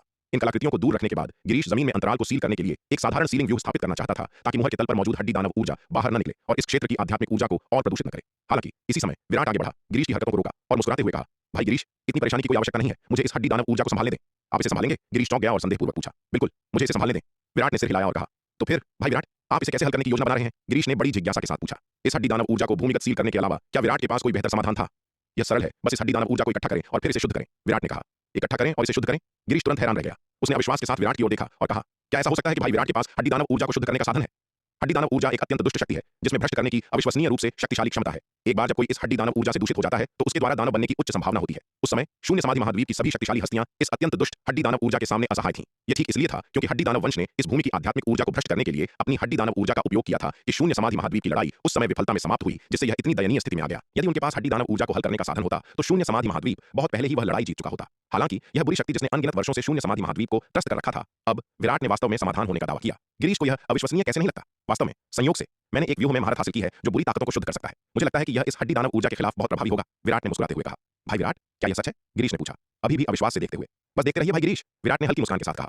बोलते समय उसने तुरंत विभिन्न सामग्रियां निकाली और मुहर के अंतराल में एक व्यूह स्थापित करना शुरू कर दिया। इस बार वह इतनी दूर तक गया, इसका कारण ठीक हड्डी दानव ऊर्जा प्राप्त करना था। लेकिन अगर वह ऐसा करता रहा तो वह अंततः गिरीश और शून्य समाधि महाद्वीप के योद्धाओं के सामने उजागर हो जाएगा। गिरीश और शून्य समाधि महाद्वीप के योद्धाओं को उस पर शक करने देने के बजाय वह गिरीश के संदेह को दूर करने के लिए इसे खुले तौर पर भी कर सकता है। बेशक विराट इतना मूर्ख नहीं होगा कि गिरीश के सामने हड्डी दानव ऊर्जा को सोखने के लिए सीधे अनंत परम मीनार को बाहर निकाल ले। वह अपने सबसे करीबी विश्वास पात्रों को छोड़कर किसी और को अनंत परम मीनार जैसे सर्वोच्च खजाने का रहस्य बताने की हिम्मत नहीं कर सकता था। यहाँ तक कि तलवार संप्रदाय और दिव्य पवन महल के भीतर भी अनंत परम मीनार के अस्तित्व को जानने वाले लोगों की संख्या अत्यंत सीमित थी। गिरीश के सामने इसे बाहर निकालने की तो बात ही छोड़िए, लापरवाही से ऐसे सर्वोच्च खजाने को उजागर करना केवल उसके लिए अंतहीन मुसीबत लाएगा। इसलिए विराट ने इसे दूसरे तरीके से हासिल करने की योजना बनाई। व्यूह रचनाओं पर विराट की वर्तमान महारत के साथ हड्डी दानव ऊर्जा को शुद्ध करने के लिए एक व्यूह स्थापित करना बिल्कुल भी मुश्किल नहीं था। बहुत पहले उसने आत्मा परिवर्तन व्यूह में महारत हासिल कर ली थी, जो ऊर्जा के अन्य सभी रूपों को शुद्धतम आदिम ऊर्जा में बदलने में सक्षम था। जबकि हड्डी दानव ऊर्जा अत्यंत दुष्ट थी, यह अंततः ऊर्जा का ही एक रूप थी। इन वर्षों में जैसे जैसे उसे सर्वपथ मूल ऋण व्यूह की दूसरी परत की विरासत लगातार मिली, उसके व्यूह कौशल में कई गुना वृद्धि हुई थी और वह जो व्यूह बना सकता था उसकी गहराई उस समय की तुलना में बहुत अधिक थी।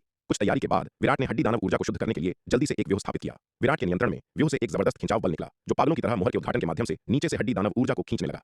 यह हड्डी दानव ऊर्जा एक बार बाहर निकलने के बाद व्यूह में चली गई, जहां इसे तेजी से शुद्ध किया गया। अंततः किसी भी विशेषता से रहित शुद्धतम सबसे आदिम ऊर्जा में बदल दिया गया। यह शुद्ध मिलावट रहित और आदिम ऊर्जा को अवशोषित और परिष्कृत करना सबसे आसान था। विराट नहीं चाहता था कि यह परिवर्तित ऊर्जा बेकार जाए, इसलिए उसने तुरंत एल्डर योगिता, एल्डर विदुषी और एल्डर नयना को व्यूह के किनारे आने के लिए कहा ताकि वे हड्डी दानव ऊर्जा से परिवर्तित आदिम ऊर्जा को लगातार अवशोषित और परिष्कृत कर सकें।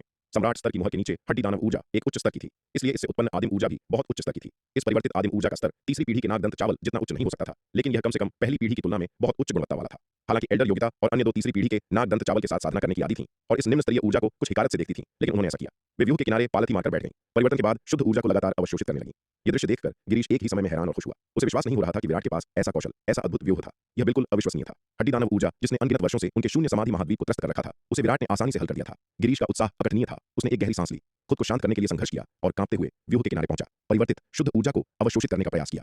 कुछ अवशोषण और शोधन के बाद उसने पाया कि परिवर्तित ऊर्जा में अब दुष्ट हड्डी दानव ऊर्जा का कोई निशान नहीं था, बल्कि यह किसी भी अशुद्धता से रहित शुद्ध ऊर्जा बन गई थी। वास्तव में यह परिवर्तित शुद्ध ऊर्जा स्तर में 9वें दर्जे के आध्यात्मिक पत्थर से भी अधिक थी। यह देखकर गिरीश की आंखों में खुशी के आंसू छलक आए। विराट व्यावहारिक रूप से शून्य समाधि महाद्वीप को बचाने के लिए स्वर्ग द्वारा भेजा गया एक दूत था। न केवल उसने उनके योद्धाओं को भुखमरी की कगार से बचाया था, उन्हें जीवित रहने की आशा दी थी, बल्कि अब विराट के पास मौजूद अद्भुत व्यूह ने उन्हें और भी अधिक आशा दी कि शून्य समाधि महाद्वीप अपनी पूर्व महिमा फिर से हासिल कर सकता है।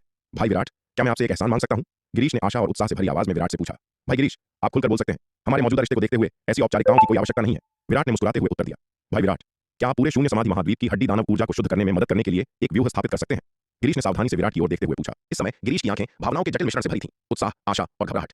ओह भाई गिरीश, सच कहूं तो मैं वास्तव में आपकी मदद करना चाहता हूं, लेकिन अपनी वर्तमान ताकत के साथ मैं इतना बड़ा काम नहीं कर सकता। विराट ने कुछ शर्मिंदा होकर कहा। पूरी दुनिया की हड्डी दानव ऊर्जा को शुद्ध करना, यह एक दुनिया को हिला देने वाला कारनामा है। उसका साधना स्तर अब क्या है? वह केवल एक महान क्षेत्र का मार्शल आर्टिस्ट है। वह संभवतः इतना स्मारकीय कार्य कैसे पूरा कर सकता है? शायद वह ऐसा तब कर सकता है जब उसकी ताकत एक निश्चित स्तर तक पहुंच जाए।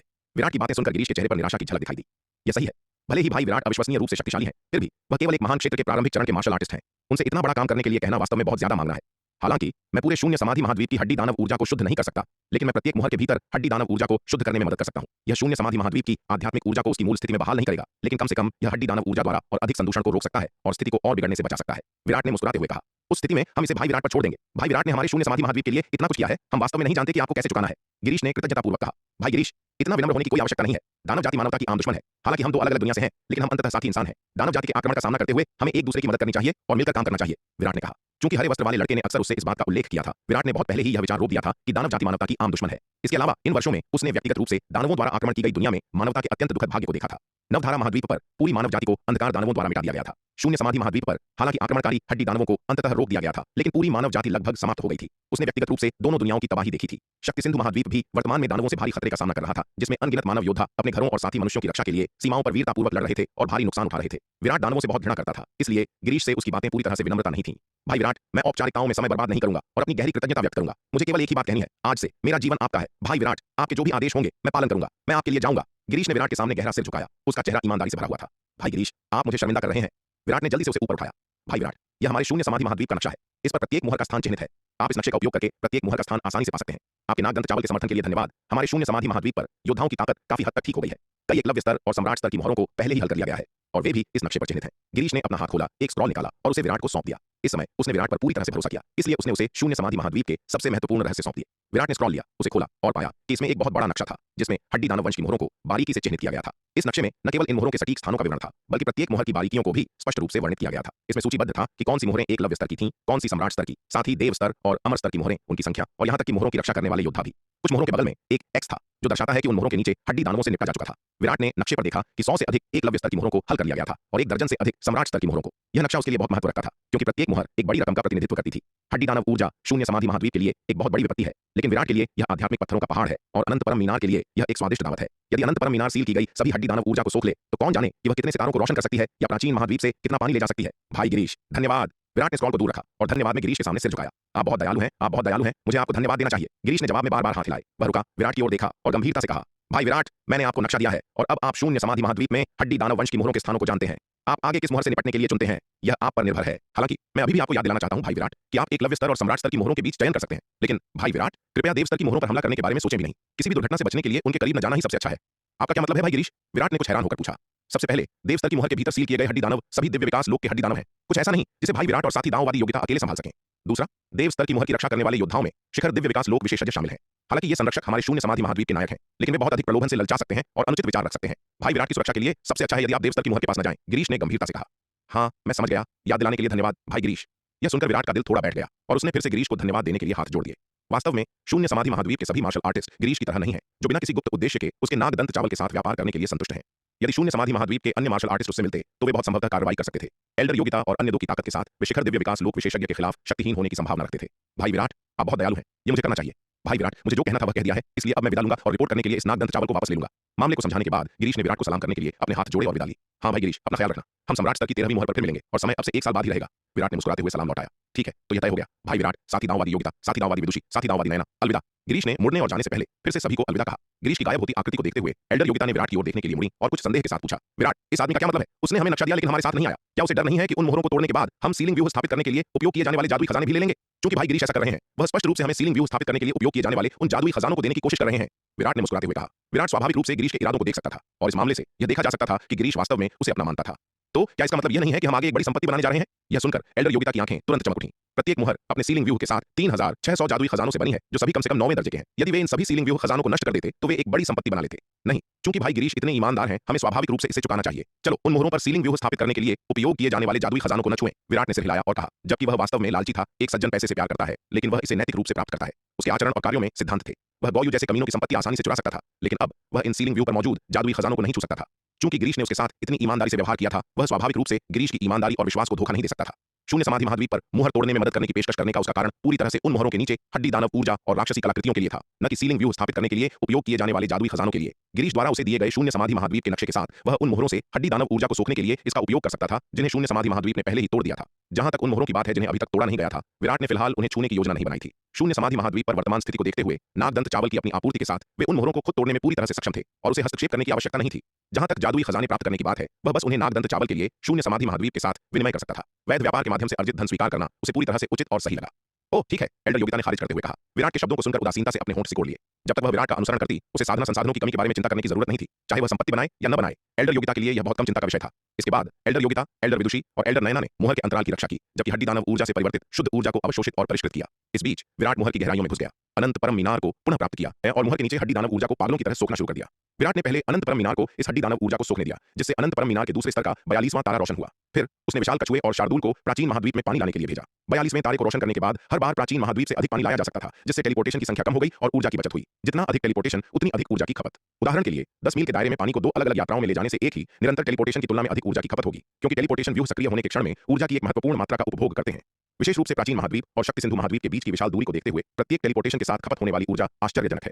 42वें तारे को रोशन करने के लिए भारी मात्रा में ऊर्जा की आवश्यकता थी। विराट की गणना के अनुसार 42वें तारे को रोशन करने के लिए आवश्यक ऊर्जा यदि 9वें दर्जे के आध्यात्मिक पत्थरों में परिवर्तित की जाए तो लगभग 400 मिलियन 9वें आध्यात्मिक पत्थर होंगे। इसलिए जब अनंत परम मीनार का 42वां तारा पूरी तरह से जलाया गया तो उसने इस सम्राट स्तर की मोहर की हड्डी दानव ऊर्जा का पूरा आधा हिस्सा खा लिया। 42वें तारे के जलने के बाद अनंत परम मीनार के दूसरे स्तर में तारों की रोशनी दोगुनी हो गई, जो 9वें दर्जे के आध्यात्मिक पत्थरों के 128 गुना प्रभाव तक पहुंच गई। इस समय अनंत परम मीनार के दूसरे स्तर द्वारा बहाल किया गया क्षेत्र 512 खरब मील के दायरे तक पहुंच गया, जो 512 युमेश राजवंशों के बराबर था। रोशन 42वें तारे के भीतर विराट को एक और ऋण व्यूह विरासत मिली। इस बार प्राप्त सबसे महत्वपूर्ण ऋण व्यूह विरासत महाऔषधि ऋण व्यूह है। यह महाऔषधि ऋण व्यूह विराट को पहले विरासत में मिले औषधि ऋण व्यूह की तुलना में कहीं अधिक गहरा और जटिल है, जो कीमिया में सहायता करने की इसकी क्षमता को महत्वपूर्ण बढ़ावा देता है। यदि यह महाऔषधि ऋण व्यूह जुबैदा के कीमिया कक्ष में स्थापित किया जाता तो यह अनुमान लगाया जाता है कि जुबैदा अपने कीमिया कौशल के साथ बमुश्किल जन्मजात स्तर की गोलियों को परिष्कृत कर सकती थी। हालांकि विराट के पास अभी महाऔषधि ऋण व्यूह विरासत को धीरे धीरे समझने का समय नहीं है। प्राप्त ऋण व्यूह विरासत को पचाने के बाद विराट ने उसे अभी के लिए अलग रख दिया और सम्राट स्तर की मुहर के नीचे बड़ी संख्या में 9वें दर्जे की राक्षसी कलाकृतियों को इकट्ठा करना शुरू कर दिया। इस सम्राट स्तर की मुहर के नीचे बहुत सारी 9वें दर्जे की राक्षसी कलाकृतियां हैं। यदि अनंत परम मीनार उन सभी को खा जाए तो परिवर्तित ऊर्जा प्राचीन महाद्वीप से बड़ी मात्रा में पानी ले जाने के लिए पर्याप्त होगी। अनंत परम मीनार द्वारा सम्राट स्तर की मुहर के नीचे की सभी हड्डी दानव ऊर्जा को सोखने और वहां की सभी 9वें दर्जे की राक्षसी कलाकृतियों को इकट्ठा करने के बाद विराट एल्डर योगिता और अन्य दो को अगली सम्राट स्तर की मुहर तक ले गया। अगली सम्राट स्तर की मुहर को शून्य समाधि महाद्वीप के योद्धाओं द्वारा पहले ही निपटा दिया गया था। सीलिंग व्यूह को हटा दिया गया था। केवल एक साधारण सीलिंग व्यूह को हड्डी दानव ऊर्जा को भूमिगत सील करने और उसके रिसाव को रोकने के लिए छोड़ दिया गया था। विराट ने आसानी से इस साधारण सीलिंग व्यूह को तोड़ दिया, फिर भूमिगत हो गया और अपनी चाल दोहराई। अनंत परम मीनार से मुहर के नीचे की सभी हड्डी दानव ऊर्जा को सोख लिया और सभी 9वें दर्जे की राक्षसी कलाकृतियों को इकट्ठा कर लिया।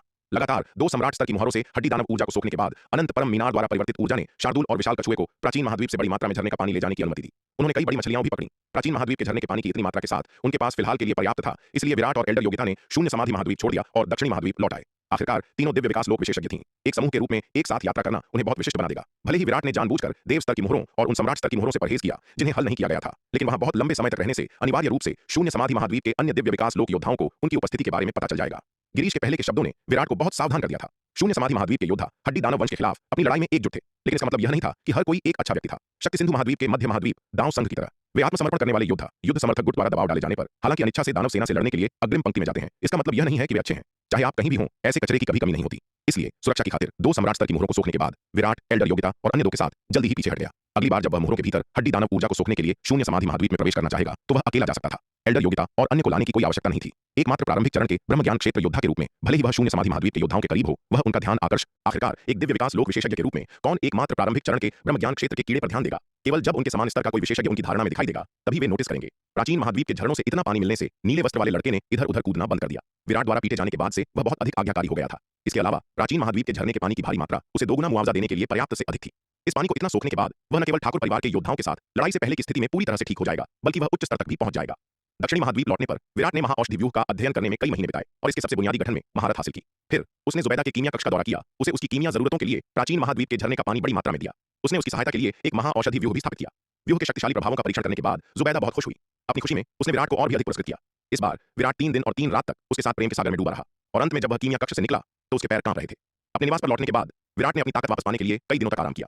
जुबैदा विराट की देखभाल प्राप्त करने के बाद अपने स्वास्थ्य के सभी पहलुओं में एक और महत्वपूर्ण सुधार का अनुभव कर रही थी और उसका रूप और भी युवा हो गया था। इस समय जुबैदा बिल्कुल 18 साल की लड़की की तरह दिख रही थी। फिर भी उसके पास एक ऐसा आकर्षण और जादू था जो 18 साल की लड़की की पहुंच से बहुत दूर था। उसकी हर मुस्कान और इशारे में अकल्पनीय आकर्षण था। जुबैदा ने दर्पण में देखा अपने युवा और सुंदर चेहरे को निहारते हुए और उसके भीतर एक गुप्त खुशी उमड़ पड़ी। विराट के साथ उसका समय किसी भी अमृत से अधिक प्रभावी था जो उसने कभी लिया था। कम से कम उसने जो भी गोलियां परिष्कृत की थीं उनमें से कोई भी उसके शरीर और रूप को इतनी युवा अवस्था में बहाल नहीं कर सकती थी। कौन सी महिला सुंदरता से प्यार नहीं करती? जुबैदा को अपने साधना स्तर की परवाह नहीं थी, लेकिन वह अपने रूप को लेकर बहुत चिंतित थी। विराट के पोषण के बाद जुबैदा ने कुछ ही दिनों में आरोहण लोक के मध्य चरण में प्रवेश कर लिया। अपने वर्तमान साधना स्तर के साथ विराट द्वारा उसके लिए स्थापित किए गए महाऔषधि व्यूह के साथ वह अब बमुश्किल जन्मजात स्तर की गोलियों को परिष्कृत करने का प्रयास कर सकती थी। हालांकि जाने से पहले विराट ने उसे निर्देश दिया था कि वह जन्मजात स्तर की गोलियों को परिष्कृत करने में जल्दबाजी न करे। ऐसा न हो कि वह नियंत्रण खो दे और विस्फोट हो जाए जिससे वह घायल हो जाए। उसने उसे सलाह दी कि वह उन्हें परिष्कृत करने का प्रयास करने से पहले अपने साधना स्तर को 1 या 2 और लोगों तक बढ़ने तक प्रतीक्षा करे। इसके अलावा विराट ने विशेष रूप से उसे चेतावनी दी कि यदि उसने उसकी सलाह की अवज्ञा की तो वह आएगा और उसके द्वारा स्थापित महाऔषधि व्यूह को नष्ट कर देगा। जन्मजात स्तर की गोलियों को परिष्कृत करने की कोशिश करने की उसकी उत्सुकता के बावजूद जुबैदा ने अंततः खुद को रोक लिया। वह और विराट वर्तमान में बहुत गहरे प्यार में थे और अविश्वसनीय रूप से मधुर थे। वह उसकी इच्छाओं के खिलाफ नहीं जाना चाहती थी।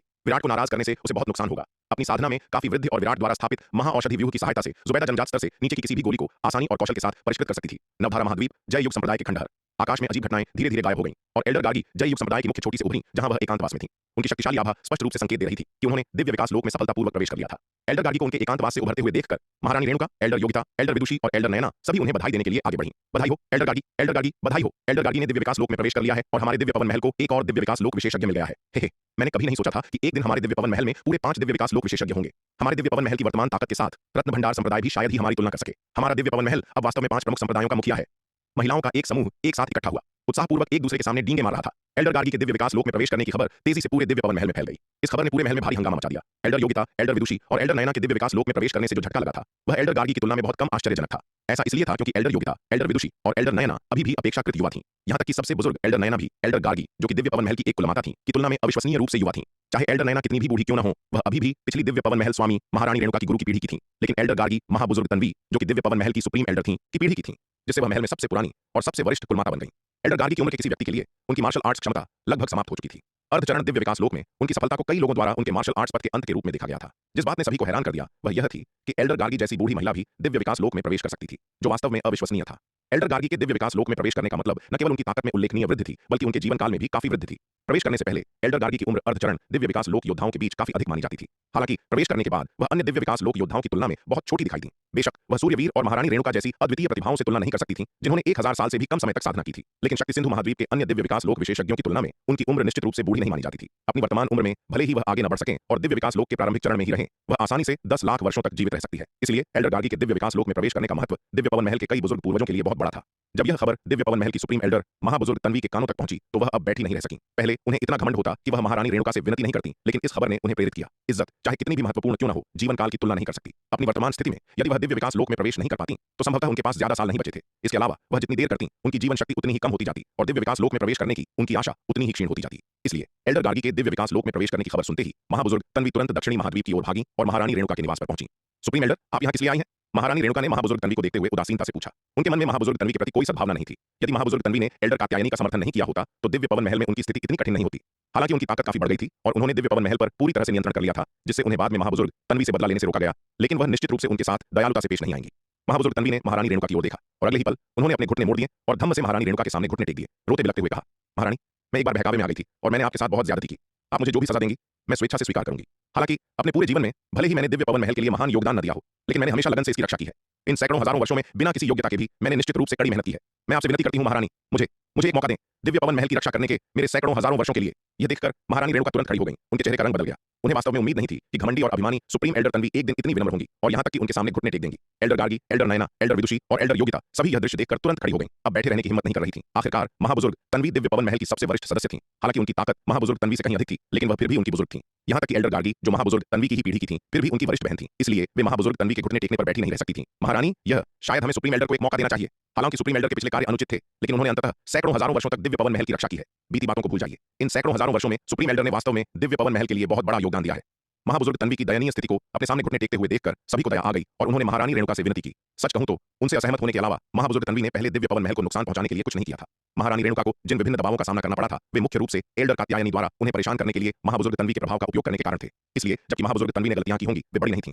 इसके अलावा महाबुजुर्ग तन्वी ने वास्तव में दिव्य पवन महल की रक्षा में महत्वपूर्ण योगदान दिया था। महारानी रेणुका केवल 1000 साल से भी कम समय से वहां साधना कर रही थीं और महाबुजुर्ग तन्वी ने एकांतवास में कई साल बिताए थे। इसलिए वह महाबुजुर्ग तन्वी के योगदान की गहराई से सराहना नहीं करती थीं। इसके अलावा जब उन्होंने दिव्य पवन महल में प्रवेश किया तो उनकी गुरु पहले ही ताकत में महाबुजुर्ग तन्वी से आगे निकल चुकी थी। इसलिए उन्होंने महाबुजुर्ग तन्वी की तुलना में अपनी गुरु के अपार योगदान के बारे में अधिक महसूस किया। हालांकि elder Gargi, elder Nayana, elder Vidushi और एल्डर योगिता अलग थीं। यहाँ तक कि सबसे छोटी एल्डर योगिता भी हजारों वर्षों से दिव्य पवन महल में साधना कर रही थी। उन्होंने दिव्य पवन महल पर महाबुजुर्ग तन्वी के प्रभाव को गहराई से महसूस किया था। इसलिए महाबुजुर्ग तन्वी को इस स्थिति में देखकर वे सभी उनके लिए विनती किए बिना नहीं रह सकी। जिस क्षण महाबुजुर्ग तन्वी ने घुटने टेके, महारानी रेणुका की उनके प्रति नाराजगी पहले ही खत्म हो गई थी। अब एल्डर विदुषी, एल्डर योगिता और एल्डर नयना को उनके लिए विनती करते देख वह स्वाभाविक रूप से महाबुजुर्ग तन्वी को प्रतिबंधित करना जारी नहीं रखना चाहती थी। वह अपनी 3 वरिष्ठ एल्डर्स के अटूट समर्थन के कारण ही दिव्य पवन महल की स्वामिनी के रूप में अपनी स्थिति बनाए रखने में सक्षम थी। वह इन 3 वरिष्ठ एल्डर्स को बहुत सम्मान देती थी। इसके अलावा उनकी वर्तमान ताकत के साथ भले ही महाबुजुर्ग तन्वी दिव्य विकास लोक में प्रवेश कर लें, वह उनके लिए कोई खतरा पैदा नहीं करेंगी। इसलिए अब महाबुजुर्ग तन्वी को प्रतिबंधित करना जारी रखना बहुत सार्थक नहीं है। एल्डर, ऐसा नहीं है कि मैं आपको मौका नहीं देना चाहती, लेकिन हमारे दिव्य पवन महल के संसाधन पूरी तरह से समाप्त हो चुके हैं। हम प्राचीन दिव्य धारा मदिरा के एक लौकी के बदले पर्याप्त संसाधन इकट्ठा नहीं कर सकते। यदि एल्डर करना चाहती हैं तो आप केवल तब तक इंतजार कर सकती हैं जब तक कि हम आपकी मदद करने के लिए पर्याप्त युद्ध गुण इकट्ठा न कर लें। महारानी रेणुका आगे बढ़ी और महाबुजुर्ग तन्वी को ऊपर उठाया। आभाधाम को भी पूरे एक स्तर ऊपर उठा दिया। इस समय आभाधाम क्षेत्र और स्थानिक स्थिरता दोनों के मामले में कई गुना बेहतर हो गया था। क्षेत्र के मामले में आभाधाम अब 10 अरब मील से अधिक के विशाल क्षेत्र में फैला हुआ है। इसके अलावा आभाधाम की शक्ति को विकीर्ण करने वाला क्षेत्र और भी अधिक विस्तृत है, जो 1 खरब मील से अधिक के दायरे तक पहुंच गया है। बातें की। एक बार जब बलराम चला गया तो विराट अंधेरे भाव के साथ वैदेही की ओर मुड़ा। गुस्से में कहा, वैदेही, तुम औरत पूरी तरह से नीच हो। तुमने वास्तव में मुझे ठगने के लिए बाहरी लोगों के साथ साजिश रची। मैंने वास्तव में तुम्हें गलत समझा। उसे एक हिंसक खांसी हुई और हर खांसी के साथ उसके मुंह से खून छलक गया। एल्डर यशपाल, क्या आप ठीक हैं? रणविजय ने यह देखकर कुछ चिंता के साथ पूछा। अपनी वर्तमान शक्ति के साथ भले ही महाबुजुर्ग तन्वी दिव्य विकास लोक में प्रवेश कर भी लें, तब भी वह महारानी रेणुका के लिए कोई खतरा पैदा नहीं कर सकती थी। इसलिए अब तन्वी पर प्रतिबंध जारी रखने का कोई विशेष अर्थ नहीं था। एल्डर, ऐसा नहीं है कि मैं आपको मौका नहीं देना चाहती, लेकिन हमारे दिव्य पवन महल के संसाधन पूरी तरह से समाप्त हो चुके हैं। हम बस इतने संसाधन नहीं जुटा सकते कि उनके बदले प्राचीन दिव्य धारा मदिरा का एक लौकी पात्र प्राप्त कर सकें। यदि एल्डर ब्रेक थ्रू करना चाहती है तो आप केवल तब तक प्रतीक्षा कर सकती हैं जब तक कि हम आपकी मदद करने के लिए पर्याप्त युद्ध गुण एकत्र न कर लें। महारानी रेणुका आगे बढ़ी और उन्होंने झुककर महाबुजुर्ग तन्वी को उठाया। महारानी रेणुका के शब्द सुनकर एल्डर विदुषी, एल्डर योगिता और एल्डर नयना ने एक दूसरे की ओर देखा। उनकी आंखों में उलझन थी। वे बहुत अच्छी तरह जानती थीं कि महारानी रेणुका की बातें महज टाल-मटोल नहीं थीं, बल्कि एक सीधा संकेत थीं कि दिव्य पवन महल ने वास्तव में अपने संसाधन समाप्त कर दिए थे। एल्डर गार्गी के लिए प्राचीन दिव्य धारा मदिरा के उस लौकी पात्र का आदान प्रदान करते समय दिव्य पवन महल पहले ही अपनी अंतिम बची हुई संपत्ति विराट के पास गिरवी रख चुका था। यहाँ तक कि दिव्य पवन महल के अधिकार क्षेत्र का एक बड़ा हिस्सा भी विराट के पास बंधक रखा गया था। अब उनके अपने आश्रम के क्षेत्र के अलावा दिव्य पवन महल के अधिकार क्षेत्र की पूरी भूमि तलवार संप्रदाय को हस्तांतरित कर दी गई थी। दिव्य पवन महल की वर्तमान स्थिति को देखते हुए उनके पास वास्तव में विराट से प्राचीन दिव्य धारा मदिरा के बदले देने के लिए कुछ भी नहीं बचा था। सीनियर सिस्टर तन्वी, आप थोड़ा और इंतजार क्यों नहीं कर लेती? हम में से इतने लोग आपके लिए युद्ध गुण अर्जित करने के लिए एक साथ काम कर रहे हैं। प्राचीन दिव्य धारा मदिरा के आदान प्रदान के लिए पर्याप्त जमा करने में कुछ वर्षों से अधिक का समय नहीं लगना चाहिए। दिव्य पवन महल के पास वास्तव में अब देने के लिए बहुत कुछ नहीं बचा है। एल्डर गार्गी ने तन्वी को सलाह देते हुए कहा, मुझे किसी प्राचीन दिव्य धारा मदिरा की आवश्यकता नहीं है। बस मुझे उस चमत्कारी आध्यात्मिक झरने का थोड़ा सा पानी दे दो और मैं जीवन भर के लिए तुम्हारी आभारी रहूंगी। तन्वी ने जल्दी से उत्तर दिया। हालांकि वह दक्षिणी महाद्वीप में नहीं थी, फिर भी वह दिव्य पवन महल से ही उस भारी हलचल को महसूस कर सकती थी जो जुबैदा प्राचीन दिव्य धारा मदिरा के साथ कर रही थी। इसलिए वह जानती थी कि तलवार संप्रदाय के पास प्राचीन दिव्य धारा मदिरा नामक एक अविश्वसनीय रूप से चमत्कारी आध्यात्मिक मदिरा है जो लगभग दिव्य विकास लोक में सफलता की गारंटी देती है। इसके अलावा वह महारानी रेणुका के पिछले कार्यों से भी अनजान नहीं थी, जिन्होंने प्राचीन दिव्य धारा मदिरा के आदान प्रदान के लिए बड़ी हद तक जाकर दिव्य पवन महल के खनिज संसाधनों की बड़ी मात्रा और यहाँ तक कि इसके क्षेत्र को भी तलवार संप्रदाय के पास गिरवी रख दिया था। हालांकि वह महारानी रेणुका से प्राचीन दिव्य धारा मदिरा के लिए भीख मांगने नहीं आई थी और न ही उसने ऐसे उच्च स्तरीय साधना संसाधन की उम्मीद करने की हिम्मत की थी। उसे केवल प्राचीन महाद्वीप से थोड़ा पानी मिलने की आशा थी और वह उसी में संतुष्ट हो जाएगी। एल्डर गार्गी, एल्डर विदुषी और एल्डर नयना के विपरीत, जिन्होंने केवल कुछ साल पहले ही अर्धचरण दिव्य विकास लोक में प्रवेश किया था और इसलिए दिव्य विकास लोक में जाने के लिए प्राचीन दिव्य धारा मदिरा जैसे खजाने की मदद की आवश्यकता थी, तन्वी ने अर्धचरण दिव्य विकास लोक में अनगिनत वर्षों का गहन ज्ञान और अनुभव संचित किया था। उसे बस एक अवसर की कमी थी। उसे पूरा विश्वास था कि जब तक उसे प्राचीन महाद्वीप का थोड़ा पानी मिल जाता तो उसके पास दिव्य विकास लोक में प्रवेश करने का एक उच्च अवसर होगा और उसे प्राचीन दिव्य धारा मदिरा जैसे खजाने की बिल्कुल भी आवश्यकता नहीं होगी। खैर ठीक है। तन्वी की बातें सुनकर महारानी रेणुका एक पल के लिए हिचकिचाईं, लेकिन अंततः उन्होंने मना नहीं किया। उन्होंने प्राचीन महाद्वीप से कुछ पानी निकाला और तन्वी को सौंप दिया। धन्यवाद महारानी, धन्यवाद महारानी। तन्वी को अंततः प्राचीन महाद्वीप का वह झरना जल मिल गया जिसके लिए वह तरस रही थी और वह खुशी के मारे रोने से खुद को रोक नहीं पाई। बार बार दिव्य पवन महल की महारानी का धन्यवाद करने लगी। तन्वी की विनम्र उपस्थिति देखकर महारानी रेणुका मदद नहीं कर सकी, लेकिन थोड़ी आह भरी और उनका दिल आखिरकार पूरी तरह से पिघल गया। इस क्षण तन्वी केवल एक दयनीय बूढ़ी औरत थी और वास्तव में पुरानी शिकायतों को बहुत अधिक पकड़ कर रखने की कोई आवश्यकता नहीं थी। यह सोचते हुए महारानी रेणुका ने नागदंत चावल का तीसरा संस्करण और प्राचीन महाद्वीप से कुछ मछली का मांस निकाला और तन्वी को सौंपते हुए कहा, महाबुजुर्ग, आपकी मदद करने के लिए मैं बस इतना ही कर सकती हूँ। आपकी समझ के लिए धन्यवाद महारानी, आपने मुझे पहले ही पर्याप्त से अधिक दे दिया है। तन्वी ने कृतज्ञतापूर्वक कहा, यदि मैं सफलतापूर्वक दिव्य विकास लोक में प्रवेश कर पाई तो मैं मृत्यु तक आपकी सेवा करने की शपथ लेती हूँ।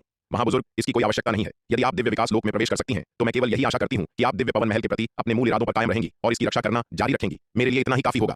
महारानी रेणुका ने अपना हाथ हिलाया और कहा, मैं आपकी शिक्षाओं को याद रखूंगी महारानी और उन्हें कभी नहीं भूलूंगी। तन्वी ने जल्दी से उत्तर दिया। एल्डर गार्गी, एल्डर विदुषी और अन्य लोगों को धन्यवाद देने के बाद तन्वी ने विदा ली और दिव्य विकास लोक में प्रवेश करने के लिए नवधारा महाद्वीप पर जय युग संप्रदाय के खंडहरों में एकांतवास में चली गई। तन्वी को जाते देख सभी के चेहरे के भाव बेहद जटिल थे। किसने कल्पना की होगी कि एक समय की उच्च और शक्तिशाली अभिमानी महाबुजुर्ग एक दिन ऐसी विनम्र मुद्रा अपनाएंगी? यह पहले अकल्पनीय बात थी। तन्वी का संचय वास्तव में अविश्वसनीय रूप से गहरा था। महारानी रेणुका से प्राचीन महाद्वीप का झरना जल, नागदंत चावल का तीसरा संस्करण और प्राचीन महाद्वीप से कुछ मछली और मांस प्राप्त करने के बाद उसने नवधारा महाद्वीप पर जय युग संप्रदाय के खंडहरों में एकांतवास के केवल आधे महीने में ही सफलतापूर्वक दिव्य विकास लोक में प्रवेश कर लिया।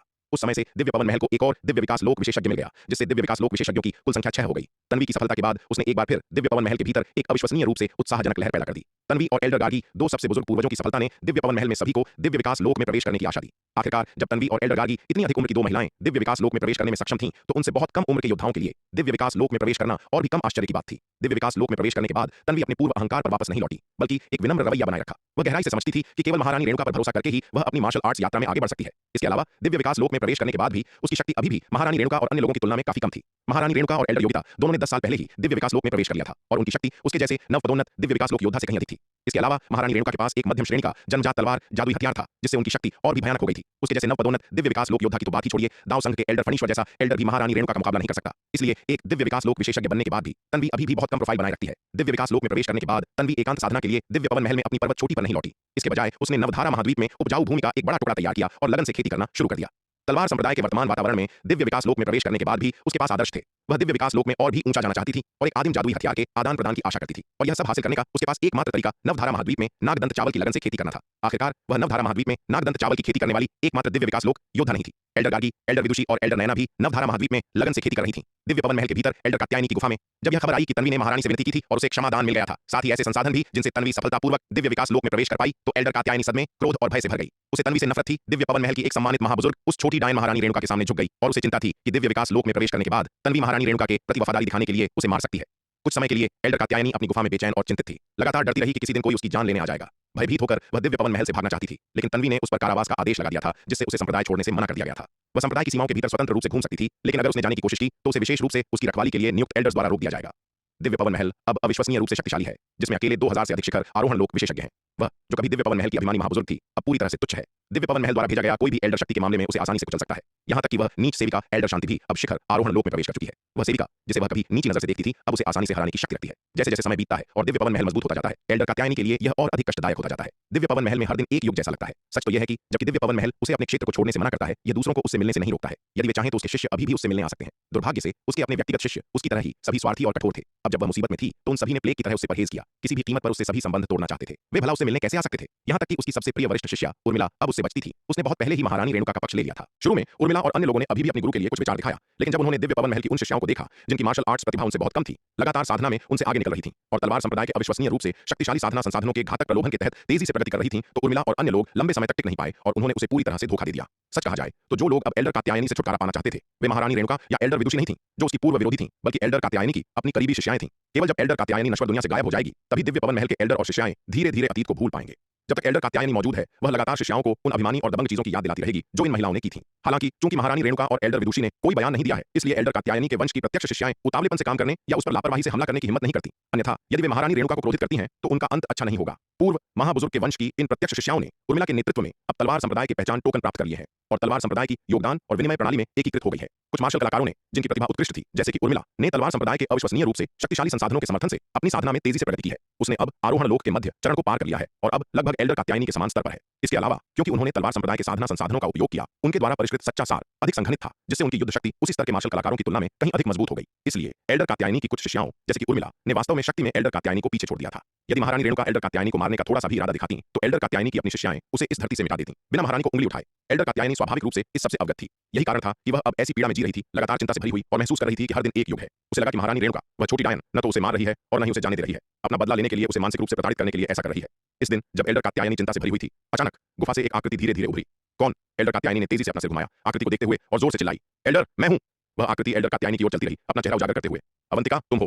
तुम यहाँ क्या कर रही हो? क्या ऐसा हो सकता है कि उस डायन रेणुका ने अंततः खुद को नहीं रोका और तुम्हें मुझे मारने के लिए भेजा? एल्डर कात्यायनी ने आने वाले व्यक्ति को देखा और अत्यधिक सतर्कता के साथ कहा। आने वाली कोई और नहीं बल्कि अवंतिका थी, जो कभी पवनगढ़ राजवंश की सबसे बड़ी राजकुमारी थी। एल्डर, आप मजाक कर रही हैं? यदि महारानी आपको मारना चाहती तो वह मेरे जैसे तुच्छ व्यक्ति को क्यों भेजती? अवंतिका मुस्कुराई और बोली, तो फिर तुम यहाँ क्या कर रही हो? एल्डर कात्यायनी ने अवंतिका को घूरा और सावधानी से पूछा। हालांकि अवंतिका अब केवल एक अर्धचरण आरोहण लोक की योद्धा थी जो साधना में उससे बहुत कमजोर थी, लेकिन एल्डर कात्यायनी इस समय एक डरे हुए पक्षी की तरह थी। दिन भर संदिग्ध रहती थी और हर उस व्यक्ति पर शक करती थी जिससे वह मिलती थी कि वह उसे मारना चाहता है। मैं महाबुजुर्ग को देखने आई हूं क्योंकि मैं आपके साथ सहयोग करना चाहती हूं, अवंतिका ने एल्डर कात्यायनी को देखते हुए शांति से कहा। मेरे साथ सहयोग? हाँ, मैं अभी खुद को बचाने में मुश्किल से सक्षम हूं। तुम्हें मुझसे क्या चाहिए हो सकता है? अवंतिका, ये छोटे खेल मत खेलो, बस मुझे सीधे बताओ, मेरे पास आने का तुम्हारा उद्देश्य क्या है? एल्डर कात्यायनी ने अवंतिका की बातों पर बिल्कुल विश्वास नहीं किया। दिव्य पवन महल में वह गली के चूहे की तरह थी जिससे हर कोई नफरत करता था। जो लोग कभी उससे जुड़े थे या तो उसे मारना चाहते थे या प्लेग की तरह उससे बचते थे। अब उसके पास उसके लिए बिल्कुल कोई मूल्य नहीं था। अवंतिका उसके साथ सहयोग क्यों करना चाहेगी? वह स्वाभाविक रूप से अवंतिका की बातों पर विश्वास नहीं करती थी। महाबुजुर्ग की दुर्दशा के कारण ही वह मेरी एकमात्र सहयोगी बन सकती है। महाबुजुर्ग के अलावा मुझे दिव्य पवन महल या तलवार संप्रदाय में कोई और भरोसेमंद नहीं मिल सकता। अवंतिका ने एल्डर कात्यायनी को देखते हुए धीरे से कहा। तुम्हारा कहने का मतलब क्या है? एल्डर कात्यायनी ने उत्सुकता से पूछा। हालांकि उसकी सतर्कता बनी रही। जैसा कि महाबुजुर्ग जानती हैं, मैं कभी पवनगढ़ राजवंश की सबसे बड़ी राजकुमारी थी। जब मैं पहली बार पवनगढ़ राजवंश लौटी तो मैंने विराट को काफी बुरी तरह नाराज कर दिया था। अवंतिका ने कहा। क्या ऐसा हो सकता है कि तुम विराट से बदला लेना चाहती हो? एल्डर कात्यायनी ने उपहास किया। विराट तलवार संप्रदाय का असली शासक था। यहाँ तक कि महारानी रेणुका, एल्डर विदुषी और एल्डर योगिता जैसी उन महिलाओं को भी उसकी आज्ञा माननी पड़ती थी। इसके अलावा यह लड़का सूर्यवीर का बेटा था। यहाँ तक कि शक्तिशाली ठाकुर परिवार को भी तलवार संप्रदाय के हाथों करारी हार का सामना करना पड़ा था। अवंतिका की क्षमताओं के साथ विराट से बदला लेना एक दिवा स्वप्न के अलावा और कुछ नहीं था। एल्डर, आप मजाक कर रही हैं। मैं अपनी सीमाएं जानती हूँ। मैं ऐसा विचार करने की हिम्मत नहीं करूंगी। मैं पहले से ही अविश्वसनीय रूप से आभारी हूँ कि विराट ने मेरी जान बख्श दी। मैं बदला लेने की कोशिश कैसे कर सकती हूँ? अवंतिका ने अपना सिर हिलाया और खुद पर हंसते हुए कहा। चूंकि तुम विराट से बदला नहीं लेना चाहती तो तुम मेरे पास क्यों आई हो? तुम किस तरह का सहयोग चाहती हो? एल्डर कात्यायनी ने संदेह से पूछा। हो सकता है कि विराट अब मेरे स्तर तक नीचे नहीं गिरना चाहे, लेकिन तलवार संप्रदाय में अभी भी मेरा एक जानी दुश्मन है, नलिनी। उस डायन ने मुझे कभी नहीं जाने दिया और हमेशा मुझे मारने का अवसर तलाशती रहती है। हालांकि मैं आमतौर पर बहुत सावधान रहती हूँ, अकेले न रहने और उससे टकराने की कोशिश न करने की, लेकिन लगातार उससे बचाव करना कोई दीर्घकालिक समाधान नहीं है। इसलिए मैं एक दूसरे का समर्थन करने के लिए एक सहयोगी खोजना चाहती हूँ और किसी ऐसे व्यक्ति को रखना चाहती हूँ जो महत्वपूर्ण क्षणों में मेरी तलाश कर सके। अवंतिका ने कहा। तो इसलिए तुम मेरे साथ सहयोग करना चाहती हो? एल्डर कात्यायनी ने पूछा। बिल्कुल सही। पूरे तलवार संप्रदाय और दिव्य पवन महल में मेरे जैसी स्थिति में एकमात्र व्यक्ति आप हैं। महाबुजुर्ग, कोई और नलिनी को नाराज नहीं करना चाहेगा। वह लड़की विराट के बिस्तर पर चढ़ने और उसकी मालकिन बनने के लिए हर तरह के हथकंडे अपना रही है। हालांकि उसे अभी तक आधिकारिक तौर पर विराट की उपपत्नी के रूप में स्वीकार नहीं किया गया है, लेकिन कई लोग उसे पहले से ही उसकी महिलाओं में से एक मानते हैं। इसलिए पूरे दिव्य पवन महल और तलवार संप्रदाय में मैं केवल आप ही हैं जिनकी ओर मैं रुक कर सकती हूँ। महाबुजुर्ग, अवंतिका ने शांति से कहा। फिर तुम मेरे साथ कैसे सहयोग करना चाहती हो? एल्डर कात्यायनी ने पूछा। अवंतिका की बातें सुनकर वह उसकी क्षमताओं के बारे में काफी हद तक आश्वस्त थी, क्योंकि अवंतिका और नलिनी के बीच का झगड़ा तलवार संप्रदाय और दिव्य पवन महल में कोई रहस्य नहीं था और इसका पता लगाना आसान था। पूरी तरह से शक्ति खोने से पहले उसने अवंतिका की जांच की थी, क्योंकि उस समय उसने अवंतिका को दक्षिणी महाद्वीप में अपने जासूस के रूप में उपयोग करने का इरादा किया था, महारानी रेणुका और उनकी शिष्याओं के कार्यों की निगरानी के लिए। इसलिए एल्डर कात्यायनी अवंतिका की पृष्ठभूमि को बहुत अच्छी तरह जानती थी। अवंतिका ने अब जो कुछ भी कहा वह सच था। यह सब उसके अपने अनुभवों पर आधारित था। नलिनी और अवंतिका के बीच कई भयंकर झड़पें हुई थीं। यदि अन्य लोग उपस्थित नहीं होते और समय पर सहायता प्रदान नहीं करते तो अवंतिका शायद बहुत पहले नलिनी द्वारा मार दी गई होती और अब जीवित नहीं होती। यह आसान है, अवंतिका ने कहा। मैं महाबुजुर्ग को उनकी साधना में सहायता करने के लिए तलवार संप्रदाय से कुछ संसाधन प्रदान करूंगी। महाबुजुर्ग और मैं नलिनी से निपटने के लिए मिलकर काम करेंगे। निश्चित रूप से मैं महाबुजुर्ग से मेरे लिए नलिनी को मारने की उम्मीद नहीं करती। अगर उन्होंने ऐसा किया तो हम में से कोई भी जीवित नहीं बचेगा। मेरा केवल एक ही अनुरोध है कि महाबुजुर्ग एक महत्वपूर्ण क्षण में मेरी जान बचाएं। मैं अभी दिव्य पवन महल का क्षेत्र भी नहीं छोड़ सकती। मैं तुम्हारी मदद कैसे कर सकती हूँ? एल्डर कात्यायनी ने एक पल के लिए सोचा, फिर अपना सिर हिलाया और कहा, एल्डर, आप निश्चिंत हो सकती हैं। दिव्य पवन महल की वर्तमान विकास गति के साथ महारानी जल्द ही आप जैसे किसी व्यक्ति पर ध्यान देना बंद कर देंगी। कुछ समय पहले मुझे अनुमान है कि महारानी आपकी गतिविधियों को प्रतिबंधित करने के लिए अब किसी को नहीं भेजेंगी। दिव्य पवन महल के पास अब ध्यान केंद्रित करने के लिए बहुत सी चीजें हैं और महारानी जैसा दिव्य विकास लोक विशेषज्ञ उस स्तर से नीचे के किसी व्यक्ति पर ज्यादा ध्यान नहीं देगा। अवंतिका ने कहा, बेशक अगर महारानी का अंतिम विकल्प भविष्य की परेशानियों को रोकने के लिए आपको खत्म करना है तो आज मैंने जो कुछ भी कहा उसे अनदेखा कर दें। ठीक है, मैं सहमत हूं। यह सुनकर एल्डर कात्यायनी ने सिर हिलाया। सच कहा जाए तो उसकी वर्तमान स्थिति इससे बदतर नहीं हो सकती थी। अपनी शक्ति बढ़ाने के लिए तलवार संप्रदाय के अद्भुत साधना संसाधन प्राप्त करने से उसे महत्वपूर्ण क्षणों में जीवित रहने का बेहतर मौका मिलेगा। अच्छा, तो मैं हमारे सुखद सहयोग की कामना करती हूँ। अवंतिका मुस्कुराई और बोली। अंत में अवंतिका ने जाने से पहले एल्डर कात्यायनी को एक आरोहण गोली दी। एल्डर कात्यायनी ने अपने हाथ में गोली को घूरा, लंबे समय तक विचार किया और अंत में इसे निगल लिया। देर से आरोहण लोक में एल्डर कात्यायनी का संचय पहले से ही बेहद गहरा था। इस गोली का सेवन करने के बाद उसने जल्दी ही आरोहण लोक के शिखर को पार कर लिया। एल्डर कात्यायनी के साथ जो कुछ भी हुआ वह स्वाभाविक रूप से विराट की नजर से नहीं बचा। हालांकि विराट ने इस पर ध्यान नहीं दिया। अवंतिका उसके खेल में केवल एक प्यादा थी। एल्डर कात्यायनी के बगल में लगाया गया एक प्यादा। दिव्य पवन महल की वर्तमान शक्ति के साथ एल्डर कात्यायनी को खत्म करना एक आसान काम होता। यदि उसने जरा सा भी इरादा प्रकट किया होता तो उसे उंगली उठाने की आवश्यकता नहीं होती। दिव्य पवन महल के कई एल्डर जो पहले एल्डर कात्यायनी के साथ थे या यहाँ तक कि उसकी अपनी शिष्याएं एल्डर कात्यायनी को नश्वर दुनिया से मिटाने की पहल कर चुकी होती और एल्डर कात्यायनी के मरने के साथ अवंतिका का स्वाभाविक रूप से कोई और उपयोग नहीं होता। हालांकि सावधानीपूर्वक विचार करने के बाद विराट ने अभी भी महारानी रेणुका को एल्डर कात्यायनी की जान बख्शने की सलाह दी। कई 100 साल पहले की घटनाओं के बारे में जानने के बाद जब पिछली दिव्य पवन महल महारानी ने आरोहण लोक विशेषज्ञों के एक समूह को सीमा से वापस ले जाते समय रक्त पिशाच संप्रदाय के हमले का सामना किया था तो विराट को लगा कि इसमें कुछ बहुत ही अजीब था। उस समय दिव्य पवन महल के विशेषज्ञों में एल्डर कात्यायनी सबसे मजबूत नहीं थी, फिर भी वह अभियान से बचने वाली एकमात्र व्यक्ति थी। दिव्य पवन महल लौटने के बाद उसके व्यवहार के साथ मिलकर इसने मामले में और भी रहस्य जोड़ दिया। विराट को यकीन नहीं था कि उसका अनुमान सही था या नहीं, लेकिन एल्डर कात्यायनी की जान बख्शना एक दीर्घकालिक रणनीति थी। शायद भविष्य में किसी बिंदु पर एल्डर कात्यायनी एक अप्रत्याशित भूमिका निभाएगी। उसने एल्डर कात्यायनी और अवंतिका को दो आकस्मिक चालों के रूप में माना और क्या भविष्य में उनका कोई प्रभाव होगा यह देखा जाना बाकी था। यदि वे कोई प्रभाव डाल सकती थी तो वह सबसे अच्छा होगा, लेकिन भले ही उनका अंततः कोई प्रभाव न हो, विराट विशेष रूप से चिंतित नहीं था। दिव्य विकास लोक में प्रवेश करने के बाद तन्वी ने, जैसा कि एल्डर कात्यायनी ने उम्मीद की थी, महारानी रेणुका के प्रति वफादारी दिखाने के लिए उसे खत्म करने की कोशिश नहीं की। इसके बजाय उसने एल्डर कात्यायनी की ओर से महारानी से विनती की और उसकी जान बख्शने के लिए कहा। तन्वी के आग्रह पर महारानी रेणुका ने इनकार नहीं किया और एल्डर कात्यायनी पर से कारावास का आदेश हटाने के लिए सहमत हो गई। अब उसकी गतिविधियों को प्रतिबंधित नहीं किया। ऐसा इसलिए नहीं था क्योंकि तन्वी की विनती के कारण महारानी नरम हो गई थी, बल्कि इसलिए कि वह बस विराट के सुझाव के साथ जा रही थी और एल्डर कात्यायनी को रिहा कर रही थी। आखिरकार वह उस घात के बारे में भी सच्चाई का पता लगाना चाहती थी जिसने रक्त पिशाच संप्रदाय के हमले के दौरान उसकी गुरु और अन्य दिव्य पवन महल के एल्डर्स को लगभग मिटा दिया था। एल्डर कात्यायनी को दिव्य पवन महल के भीतर सीमित रखने से वह पूरे मामले की जांच करने से रोकेगी। सबसे अच्छा तरीका यह था कि उसे बाहर निकाला जाए, पहले उसे रिहा किया जाए और फिर उसकी हरकतों का निरीक्षण किया जाए ताकि उस समय जो हुआ उसकी सच्चाई का संभावित रूप से पता लगाया जा सके। यदि तन्वी की मध्यस्थता नहीं होती तो उसे एल्डर कात्यायनी को रिहा करने का कोई उपयुक्त बहाना नहीं मिलता। आखिरकार अगर वह बिना किसी कारण के एल्डर कात्यायनी की सजा वापस ले लेती तो एल्डर कात्यायनी की चालाकी को देखते हुए वह अधिक सतर्क और सावधान हो सकती थी, जिससे उसे रंगे हाथों पकड़ना मुश्किल हो जाता। तन्वी की मध्यस्थता को एक बहाने के रूप में लेते हुए सब कुछ ठीक हो गया। महारानी रेणुका की सहमति प्राप्त करने के बाद तन्वी बहुत खुश हुई और जल्दी से एल्डर कात्यायनी की ओर से महारानी रेणुका को धन्यवाद दिया। हालांकि एल्डर कात्यायनी नीच थी, लेकिन अंततः वह एक जूनियर थी जिससे उसे बहुत उम्मीदें थीं और वह एल्डर कात्यायनी को बर्बाद होते नहीं देखना चाहती थी। दिव्य विकास लोक में प्रवेश करने से पहले वह मुश्किल से खुद को बचाने में सक्षम थी और स्वाभाविक रूप से एल्डर कात्यायनी की परवाह नहीं करती थी। लेकिन अब जब उसने दिव्य विकास लोक में प्रवेश कर लिया था तो उसका जीवन काल बहुत बढ़ गया था और वह अस्थायी रूप से खतरे से बाहर थी। इसलिए उसने एल्डर कात्यायनी को रिहा करने का फैसला किया। महारानी रेणुका का वादा प्राप्त करने के बाद तन्वी ने एल्डर कात्यायनी की ओर से पहरेदारों को हटा दिया। एल्डर कात्यायनी को रिहा करने से पहले उसने उसे एक कड़ी नसीहत दी और उसे इस सबक से सीखने, पश्चाताप करने और नई शुरुआत करने का आग्रह किया। अपनी गलतियों का प्रायश्चित करने के लिए दिव्य पवन महल की लगन से सेवा करने के लिए कहा। यह सब करने के बाद तन्वी खेती करने के लिए नवधारा महाद्वीप लौट आई। जिस क्षण एल्डर कात्यायनी को अपनी स्वतंत्रता मिली वह एक सपने जैसा लगा। उसने कभी नहीं सोचा था कि वह वास्तव में अपनी स्वतंत्रता वापस पा लेगी। यह पुष्टि करते हुए कि यह कोई सपना नहीं था, एल्डर कात्यायनी को खुशी की लहर महसूस हुई। अब जब वह मुक्त थी तो एल्डर कात्यायनी ने सबसे पहले तलवार संप्रदाय और दिव्य पवन महल से बहुत दूर भागने के बारे में सोचा, कभी वापस न लौटने के लिए। हालांकि आधा रास्ता तय करने के बाद वह वापस मुड़ गई। अब जब महारानी रेणुका ने उसकी स्वतंत्रता को प्रतिबंधित नहीं किया तो वह निश्चित रूप से उसकी जान नहीं लेगी। वह छोड़ने की इतनी जल्दी में क्यों थी? तलवार संप्रदाय के अविश्वसनीय रूप से अद्भुत साधना संसाधन शायद पूरे शक्ति सिंधु महाद्वीप में अद्वितीय है। क्यों न यहाँ रहें और अपनी ताकत सुधारने के लिए इन संसाधनों का अच्छा उपयोग करें। हालांकि वह तलवार संप्रदाय का पहचान टोकन प्राप्त नहीं कर सकती थी और सीधे साधना संसाधनों का आदान प्रदान नहीं कर सकती थी, फिर भी उसके पास अवंतिका थी। उस दिन अवंतिका उसके पास आई, सहयोग करना चाहती थी। अवंतिका उसे साधना संसाधन प्रदान करेगी और वह बदले में सुरक्षा प्रदान करेगी। पहले उसका जीवन अनिश्चित था और उसने अवंतिका के प्रस्ताव को गंभीरता से नहीं लिया था, लेकिन अब वह स्वतंत्र थी और ऐसा लग रहा था कि अवंतिका का प्रस्तावित सहयोग वास्तव में सबसे अच्छी बात थी। ये सोचते हुए एल्डर कात्यायनी ने तुरंत अवंतिका को पाया और सहयोग प्रस्ताव को फिर से उठाया। अवंतिका, क्या उस दिन तुम्हारे द्वारा बताया गया सहयोग अभी भी कायम है? एल्डर कात्यायनी ने अवंतिका को देखते हुए पूछा। बेशक यह कायम है। हालांकि मुझे सुरक्षा प्रदान करने और नलिनी से निपटने में मेरी मदद करने के अलावा आपको मेरे लिए एक और काम करना होगा, अवंतिका ने कहा। वह क्या है? एल्डर कात्यायनी ने पूछा। नागदंत चावल बोने में मेरी मदद करो, अवंतिका ने कहा। मुझे तलवार संप्रदाय से साधना संसाधनों का आदान प्रदान करने के लिए युद्ध गुण की आवश्यकता है। मैं नागदंत चावल बोने से जो युद्ध गुण कमाती हूँ वे केवल मेरी अपनी साधना के लिए पर्याप्त है। यदि आप तलवार संप्रदाय से साधना संसाधन प्राप्त करना चाहती हैं तो नागदंत चावल बोने में मेरी मदद करें। मैं नागदंत चावल से अर्जित युद्ध गुण का उपयोग साधना संसाधनों के आदान प्रदान के लिए करूंगी और मैं आपको एक हिस्सा दूंगी। ठीक है, कोई बात नहीं, एल्डर कात्यायनी बिना किसी हिचकिचाहट के सहमत हो गई। हालांकि वह दिव्य पवन महल संप्रदाय तक ही सीमित थी, लेकिन वह तलवार संप्रदाय के नियमों से अच्छी तरह वाकिफ थी। मुफ्त में कुछ मिलने जैसी कोई चीज बिल्कुल नहीं थी। उसके पास तलवार संप्रदाय का पहचान टोकन नहीं था, इसलिए भले ही उसने नागदंत चावल बोया हो, वह युद्ध गुण के लिए इसका आदान प्रदान नहीं कर सकती थी। युद्ध गुण के बिना वह साधना संसाधनों के लिए इसका आदान प्रदान नहीं कर सकती थी। इसके अलावा तलवार संप्रदाय के पहचान टोकन के बिना वह नागदंत चावल के बीज भी नहीं बदल सकती थी। इसे बोना तो दूर की बात है, अवंतिका के साथ सहयोग करना एक फायदे का सौदा था। एल्डर कात्यायनी के साथ एक समझौते पर पहुंचने के बाद अवंतिका बड़ी मात्रा में नागदंत चावल के बीजों का आदान प्रदान करने के लिए तलवार संप्रदाय के खजाना विभाग में गई। वह और एल्डर कात्यायनी फिर नागदंत चावल की खेती का विस्तार करने के लिए नवधारा महाद्वीप में दाखिल हुई। अवंतिका ने जिस स्थान को चुना वह नवधारा महाद्वीप का एक बहुत ही दूर दराज का क्षेत्र था, जो तलवार संप्रदाय और दिव्य पवन महल के विभिन्न गढ़ों और शहरों से बहुत दूर था। एल्डर कात्यायनी के साथ सहयोग करने से पहले उसने भीड़ से बहुत दूर भटकने की हिम्मत नहीं की। हालांकि वह विराट की मोहर थी, उसके लिए काम कर रही थी, लेकिन वह उस पागल औरत नलिनी से भी डरती थी, जो उसे किसी भी कीमत पर नुकसान पहुंचा सकती थी। भले ही नलिनी उसे मार दे, उसे विश्वास नहीं था कि विराट इसके लिए नलिनी के साथ कुछ भी करेगा। डांटना एक एहसान माना जाएगा, लेकिन अब एल्डर कात्यायनी की सुरक्षा के साथ उसने बहुत अधिक सहज महसूस किया। उसने उन नागदंत चावल के खेतों को छोड़ दिया जो उसने पहले दिव्य पवन महल की कई शिष्याओं द्वारा लगाए गए खेतों के बगल में खेती की थी, और एक नए धान के खेत की खेती शुरू करने के लिए एक वीरान क्षेत्र में चली गई।